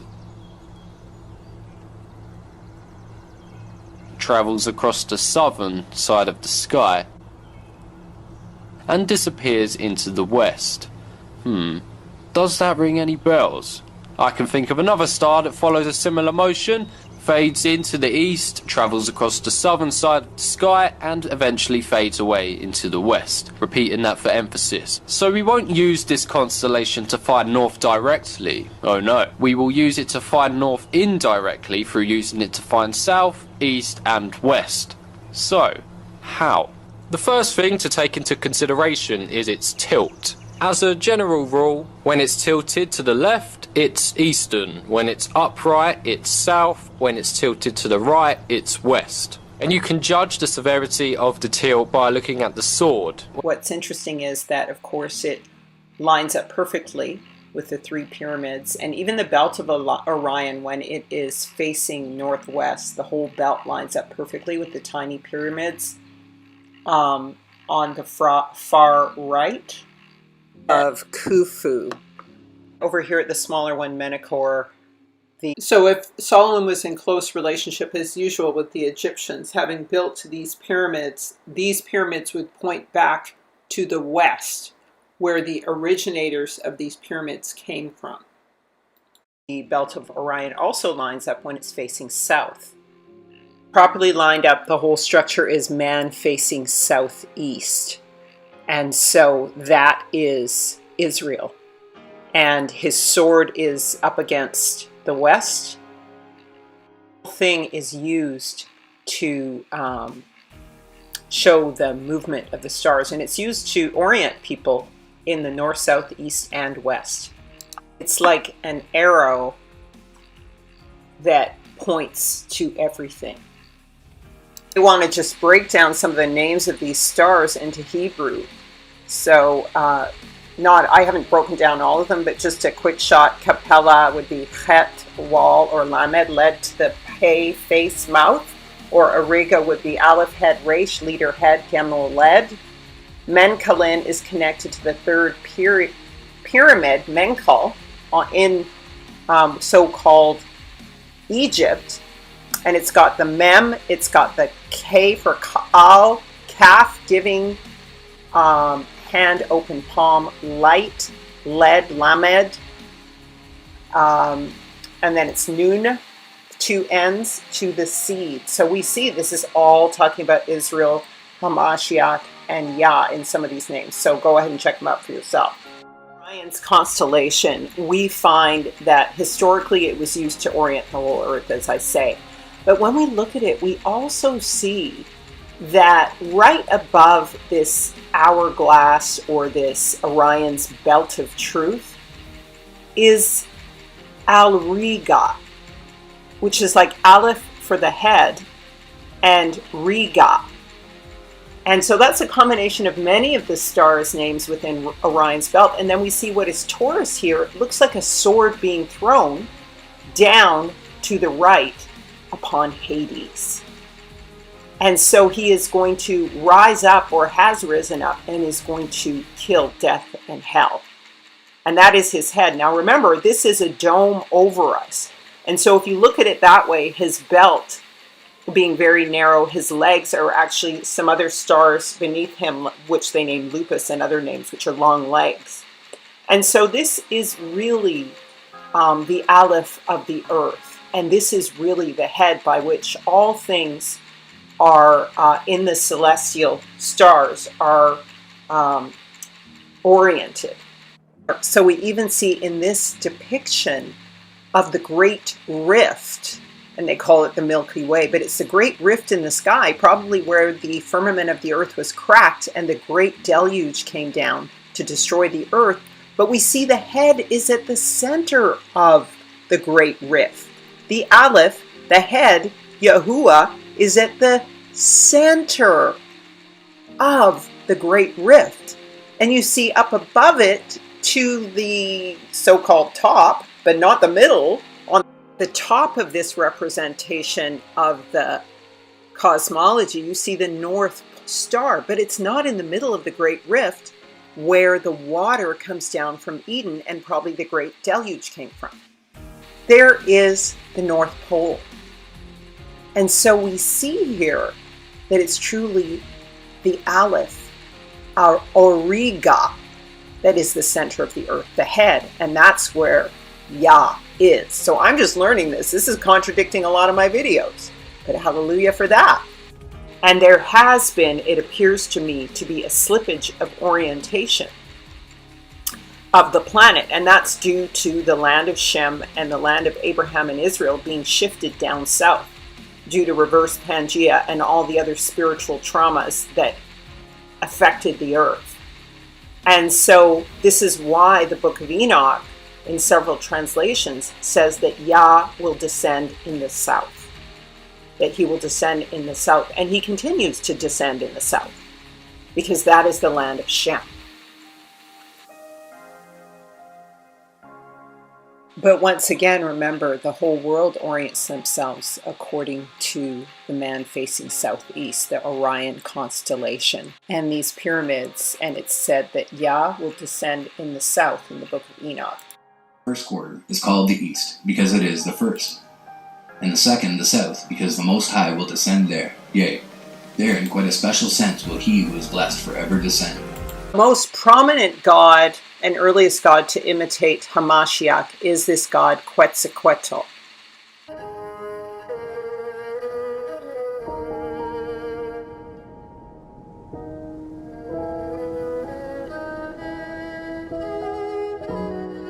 The greatest architect in the history of humanity is Hemiunu, the one who designed the Khufu pyramid, with less than 1% error. The pyramids are not aligned with the three stars in the middle of the constellation of Orion, as argued by Boval. The Alnitak star falls 150 meters outside the Menkaure pyramid. 150 meters of error is huge and unlikely compared to the accuracy of the alignment of the pyramids to 1 centimeter. The three pyramids are aligned with the Betelgeuse stars, Alnilam and Rigel. The correlation is perfect. We see a form of egocentrism in Khafre, who wanted to outdo his father. He built his pyramid as large as that of his father. He positioned it so that it corresponds with the heart of the Orion, the star Alnilam, obliging his son Menkaure to line up with the Rigel. Khafre also built the main roadway in alignment with the night rising of Alnilam.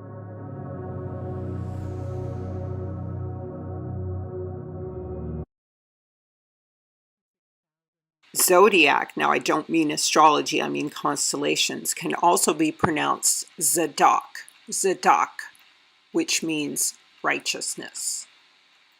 Or can also mean gold, an eon, age, or world, golden age.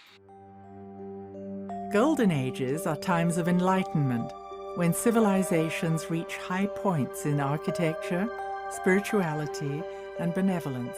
And Israel called this constellation Kessia, or strong one or hero. And you'll notice in some of the images I showed, it looks like a cup, an hourglass, okay? And then the principal star in it is Betelgeuse, which is like Bethel, house of bread, juice.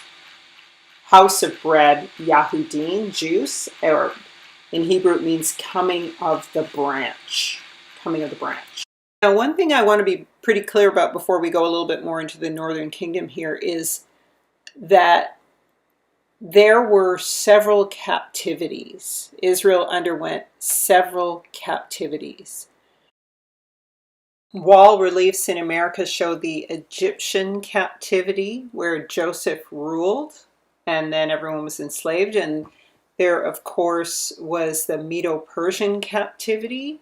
And, of course, the evidence of who the people are in wall reliefs and paintings and sculptures and so on. So you really clearly see that these are black people. The Shemitic people are black, and their captives also are Negro and black. And, of course, the Assyrian captivity was the captivity that sent the 10 tribes into North America, so Zephaniah says, from beyond the rivers of Ethiopia. So that is the ocean, the Atlantic, the Ethiopic Sea, my suppliants, even the daughter of my dispersed shall bring mine offering. So what was Joseph and the people of Israel called when they were in the land of Egypt? So we've gone into this book before, Queen Mu, which displays this wall relief that shows the map of the earth, the known earth at that time, and identifies the Israelites. There is a root and branch of Jesse. So another word for the word for water in Hebrew is Mayim. In the symbolism of the blue map that I showed you originally in the first image, these people are the tree planted by the water, in the land of the 7 streams, and now they've come to Egypt, the Mayim, in the watery land and the sea. They've come via the watery land and the sea, the Mayim, and the Shemayim, the waters above of the heavens. They are of the waters above of the heavens. One of the things that scripture says is that Yah says his people are called by his name. And so in Psalm 68, his name is stated very clearly. Sing unto Yahuwah, sing praises to his name, extol him that rideth upon the heavens by his name. Yah, rejoice before him. So his name is Yah. His name is Yah. See, look, Y-A. That's the Yod. His name is Yah because that's the Yod and the Hey. The Yod of the right hand and the Hey of praise. And so Yah also says it in Exodus. I am that I am. Okay? So when we look at it, it's the same word. Hayah. So in this case, you see you have the Yah at the end, and this is Hayah. So it starts with the Hey, and then it goes to the right hand, the Yod, and then the Hey again. So it's praise, the right hand of praise. So it's praise, the self-existent one, cause of praise. Root, we can go into that again. Awe. This one is awe without the Y. Let's look at another primitive root. This one is with the aleph. Awa. This is to desire, crave, long, or lust for. So that's more, and so you see these fine differences give you the difference between the snake versus Yah. So when you hear people going, Hawa, this is desire, lust, longing. So this is snake-like. Here's the other root, Hayah. So this one is related to the cause, the self-existent one. And so you see the fine differences. Satan's usually trying to be right there beside Yah. There he is trying to be Yah, and there's Yah for real. You have the Yod in here, and of course. So you see the right hand is there. That's the hand in Bereshit. The first word of creation has the right hand in it. All right, so that's the cause. And so that's how you know the difference between worshiping the serpent and worshiping Yahuwah. Hawa that is wrong. That's the serpent. One is Ha-Ya, and the other one is just Ya. They're both right. You can't necessarily go by translations or other words you see online and stuff like that, or their false god, or they're naming the false god, you know, something else. You have to understand the Hebrew letters. So this is the Hey. So this is like saying praise Yah. Hayah is like saying praise Yah. Because what? It's a picture of the Hey, a man raising up his hands to praise Yah. So that's like saying praise Yah. My name is praise Yah. And the other one's saying my name is Yah. The cause. The hand of praise. The cause of praise. Right? The creator of praise. So that's the Yod of praise. See, it's on either side, right? So that's why when you say Yahuwah, and then other people say, oh no, then that's different. You look at the letters. The Yod, the right hand of praise, secured and awed by praise. Same thing. You've got Yah at the beginning, secured and awed by praise. Okay? So it's just, you just got to look at the letters. As long as his name Yah is in there, you know his name. Please, you guys, don't send me any videos. Oh, this is what his name is. Okay, so Yah's people are called by his name. So the Maya are called by his name. Yah. Now, Yakskin, Yaks is, so when you're talking about Jacob, that was his name before Yah called him Israel, it was Jacob, so it would be Yaakov. Or Yatsik. Isaac. Isaac was the father of Jacob. So another, even Russian name for Jacob or Jack is Yatsik. So these are Yatsik's kin, because Isaac went to Egypt as well. So they were, oh, you guys are Jacob's, you're Isaac's kin. Isaac's kin. Okay?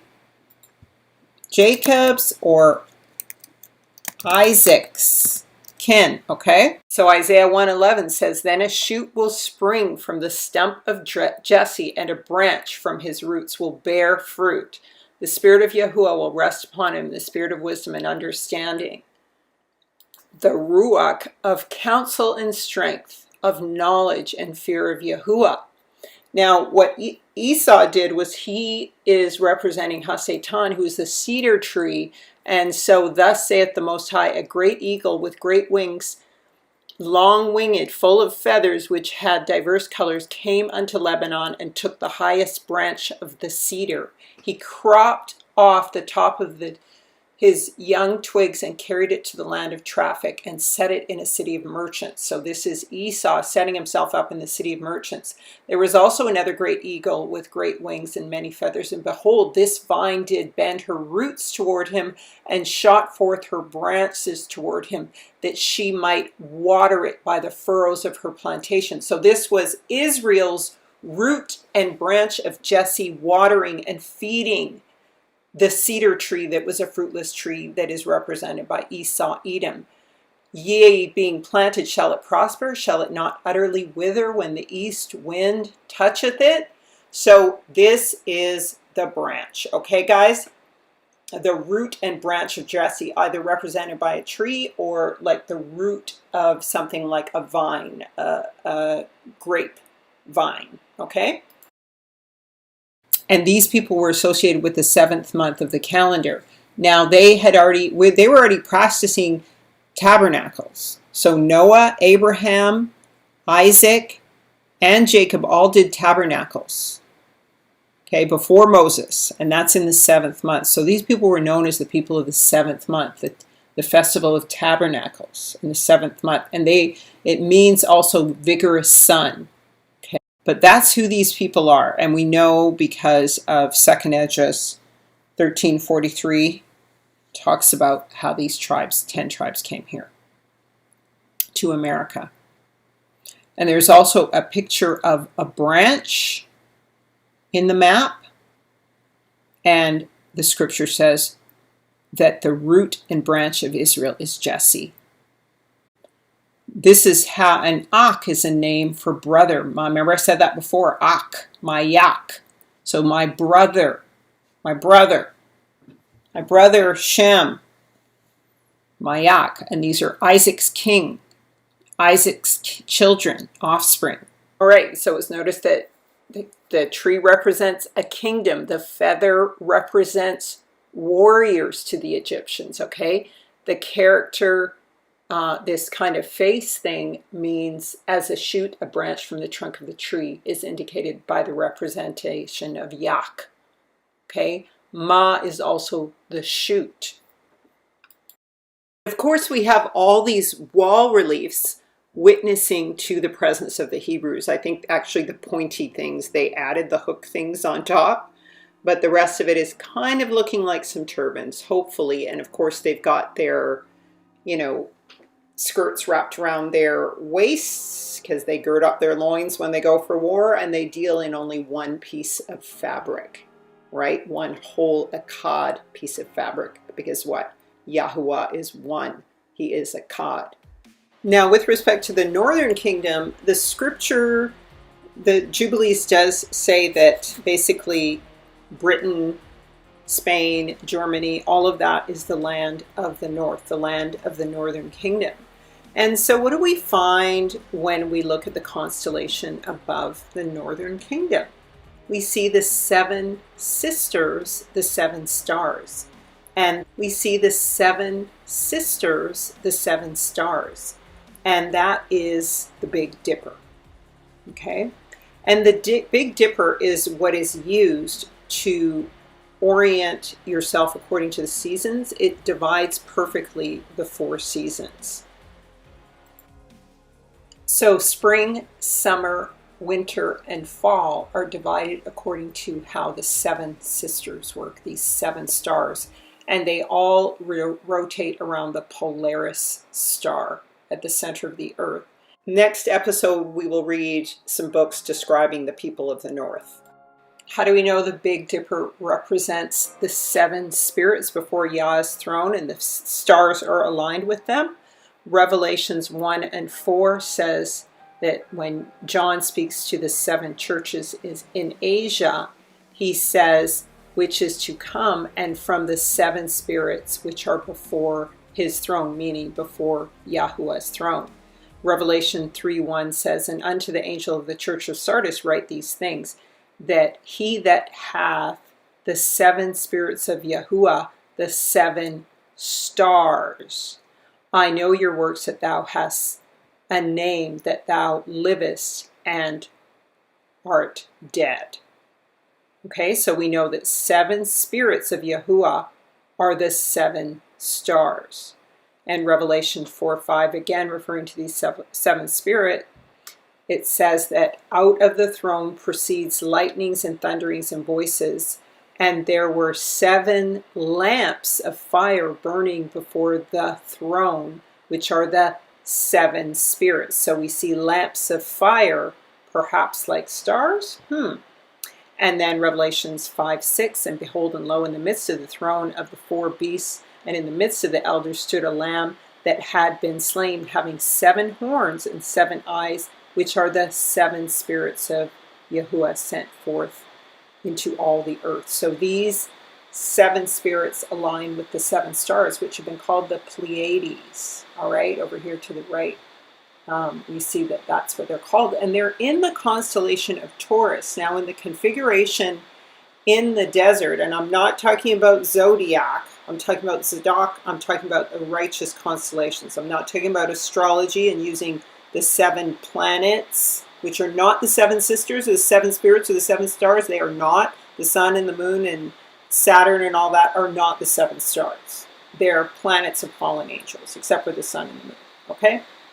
But, so when I say Taurus, they're under that constellation, and the bull is what Ephraim and Manasseh symbolize. So in the configuration of the 12 tribes in the desert, the symbol given to Ephraim was the symbol of the bull. Okay, just like the symbol of Israel is the ram, and it's also the lion. It's also the symbol for Judah was the lion, and the symbol for Ephraim was the bull. Okay, so this very much lines up with them being so grafted into the other nations, because they were in the north, right beside all the Gentiles, and that's who they really grafted in with.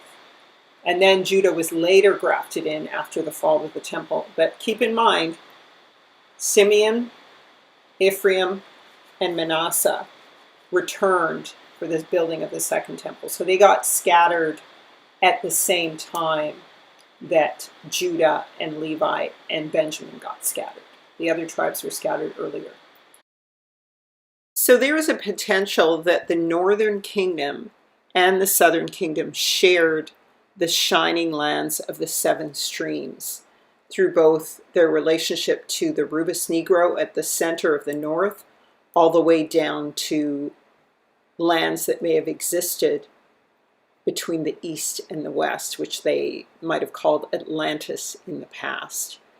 And so I haven't let go of either theory. I'm just trying to give you guys the option, or look for answers if you guys have any suggestions in terms of good resources for books, etc. But what I'd like to do is just read the testimony of Orestes about that land. And then after that, I'll come to a close, and we can then go further into the lands of the northern kingdom next week.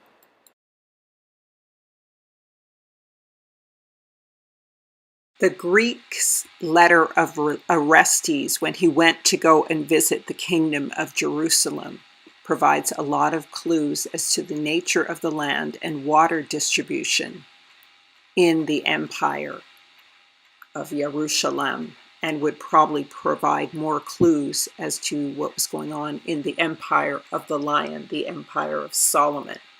For the country is well adapted not only for agriculture but also for commerce, and the city is rich in arts and lacks none of the merchandise which is brought across the sea. It possesses two suitable and commodious harbors at Ascalon, Joppa, and Giza. It goes on to say that it produces everything in abundance. Since it is well watered in all directions and well protected from storms, the river Jordan, as it is called, which never runs dry through the land. Originally, the country contained not less than 60 million acres, though afterwards neighboring peoples made incursions against it, and 600,000 men were settled on farms upon it of 100 acres. The river, like the Nile, rises in harvest time and irrigates a large portion of the land near the district belonging to the people of Ptolemais, cornpole. It issues into another river, and this flows out into the sea. Other mountain torrents, as they are called, flow down into the plain and encompass parts about Gaza and the district about Ashdod. The land of Aram is supposed to be in Mesopotamia between the Tigris and the Euphrates. And we can assume, I'm not quite fully accurate and focused on it quite yet, I'm moving towards it, so again, theory, but Mesopotamia implies middle land, so middle of the head of Africa. It's usually pushed over to the east, but I think they've mistaken the Tigris River. They call the Tigris River something else, but I think it's actually the Danube River, the River of Dan. The land of Aram is, according to Jubilees 9, is said to be in Mesopotamia between the Tigris and the Euphrates to the north of the Chaldees. So here's the Euphrates, and we pull out and we see the Euphrates. And there it is, right beside Hitha right above Iraq, and Syria's over there to the left with Lebanon, okay? And now here's the Tigris. Look at the Tigris is right by Baghdad. It's like literally just so very close to Iran and Assyria. It's like almost in the exact same place. How could this possibly be a border? It's between these two lands? That's not enough land. Am I right, family? Is that enough land? I don't think so. I don't know. What do you think? I mean, aren't they literally like right on top of each other? They're right on top of each other, right by Iraq. To be in Mesopotamia between the Tigris and the Euphrates to the north of the Chaldees. So it would be north of the Chaldean Assyrian lands, right? So north towards the mountains. The border of the mountains of Ashur, the land of Ararat. So we're thinking Ararat Mountains, right? All right, the border of the mountains of Ararat. And so that would be the other side of it would be the Tina River, right? And so they're talking about the Tigris River. So there's the Euphrates, which is a huge river, but the Volga River is the longest river in Eastern and Western Europe. That becomes the Ganges, after dumping into many rivers, lakes, and streams. The next largest river is the Danube River, the Dan River. And it is also known to be very rapid and have a lot of movement. And the word for it is Hedekel, which sounds like Heidi of the hills. I tried to find the etymology on this and I could not tie Heidi to anything. And so, but Hedekel. And so it says in Daniel 10:4, ironically Daniel, right? And in the 24th day of the first month, as I was by the side of the great river, which is Hiddekel, the Tigris River. It's known as a rapid river, rapid moving river. And I looked up rapid moving rivers for what they call the Tigris and Euphrates, and there was no water rapids or running on the rapids tours or parts of it that are wild, but definitely on the Danube River, there's these crazy wild rapids. I mean, this is looking like what you see in the mountains in British Columbia and stuff, right? They have wild rapid tours there. And so it is a rapid river, and there's a ton of images of various parts of it that are rapid moving, okay? And so it says of Aram's land again, between the Tigris and the Euphrates, to the north of the Chaldees, to the border of the mountains of Ashur, the land of Ararat, all right? So, and other words for it are Tiras, Tyra, Tyrlo, Tiras. All right, so it does tie into Tyre, but again, I don't know, I'm kind of getting the sense that this is really the Tigris River. And Lud, one of the other sons, we're going to get into this in the next chapter, but one of the other sons of Shem also gets this land that looks like it's Western Europe. And his land is next to Aram's land, east of it, okay? East of it. And east is not meaning west, it's meaning all of this land is east. This is east until you hit the other side of the Atlantic or Ethiopic Sea, which is called the west. All right? So it says that there came forth for London, the fifth portion, the mountains of Ashur, so all the mountains in between, the Alps or whatever, and all pertaining to them till it reaches the Great Sea, till it reaches the east of Ashur, his brother. And so the Great Sea, some might be like, oh, that's the Black Sea. I'm thinking that it's the seas of the north and the Egyptian Sea, all right? That's the best I can do. Like I said, this is theory. So when Abraham got all his lands, he got the lands between the Nile, which would be the Egyptian Sea, and the Euphrates, which would be Elam, which would be just between India and what we would currently today call like Assyria. So Elam is like in this zone here.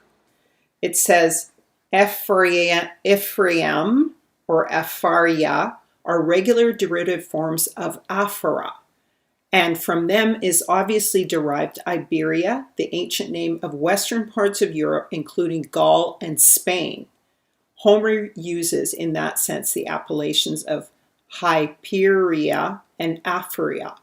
So we're going to get a sense that this is both the northern and southern kingdom from this word, okay? Because Ephraim was what? One of the sons of Joseph, and he ruled over the northern kingdom. So you're talking about Iberia. Now, we're going to go more into the northern kingdom in our second part of the series, but right now we're focusing on geography and the land. Remember, Esau is partly responsible for the Isaurian captivity, the Assyrian captivity, the Sahara, the Isara desert, right? Prester John. So during the Assyrian captivity, this Prester took Israel over to North America. Now they went in all four directions all over the earth, but this is one of the principal captivities. The Assyrian captivity led the 10 tribes to Eretz Azareth, which is on this national Canadian map. And that is where the 10 tribes went. And when you look at the world map, you see the back of the head of Africa connects to what is called Shafunkta now, and that is the Florida region, where a lot of the 10 tribes, the black people with kinky hair, not the Bering Crossing semi-Asian looking people, but that is where some of the 10 tribes dwelt. And of course that is confirmed in the Jewish Encyclopedia and in the account by Columbus, who brought with him Hebrew interpreters to speak with the people who were residing there in North America.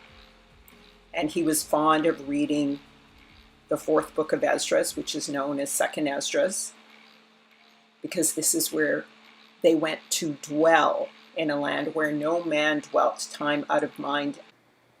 So, what did Montezuma have to say to Cortez when he came? His cousin, Cortez. His cousin, because the Cortez was an Edomite. He was Esau Edom. He was black, mixed race. And so he was meeting with his cousin, Jacob, one of the 10 tribes. It says, the unhappy Montezuma said of Cortez, the Spanish conqueror of Mexico, right?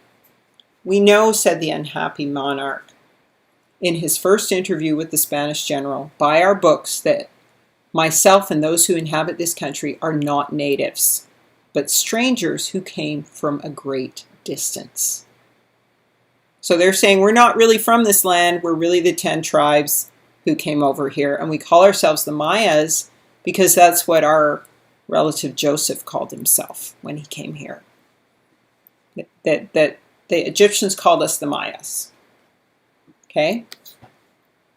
So this was the beginning of the punishment of the 10 tribes of Israel for remaining in the land of Egypt. Remember, I showed you all those scriptures. Don't go down to Mitzrayim. Don't go down, Yah says a million times in scripture. Don't.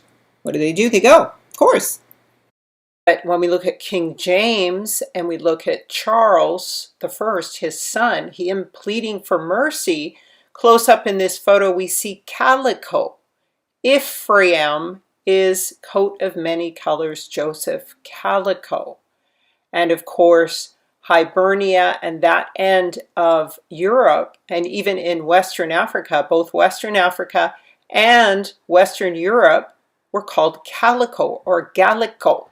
And of course, there's the Rubus Negro in the background, and it was called Galatia. Look at the Northern Kingdom next broadcast, and the lands of love, Lud and Asser, a description of the people in the land, the color of their skin, geographical places. And so, sorry, I haven't gotten the Tartarians yet because I have to cover all of this so we can see when the switch takes place. And so once we've covered this territory, I'll go back over to the Tartarians so you can see exactly when they begin to take over Europe and then they take over North America and all of that kind of stuff. And you see the genetic mixing of those tribes and them taking over the world. Okay, so thank you so much for watching. Baruch Atah. Shalom. Please like, subscribe, and share. Like, subscribe, and share. I encourage you to make a donation at livelightwell.com, intoalltruth.net, and in order to obtain a calendar, the Moed appointed times, and Chaya Eat Life and Fast. They enable us to live our lives Hebraically, to line up with the appointments or meetings with our Creator, who pours a message and a word into us and guides us into all truth. And it's by using these types of tools that we can remain faithful to our Elohim's word and enter into the promise. Okay, so it's not just a cookbook, Chaya Eat Life and Fast. It's about a Hebraic lifestyle, fasting, and the divine procession of life and order, and the Hebraic foods and healing, okay, from a Hebraic perspective. And so it helps you to line up with Yah's commands. Shuvah Yahuwah Revot Yasharel. Return, O Yahuwah, to the countless thousands of Israel.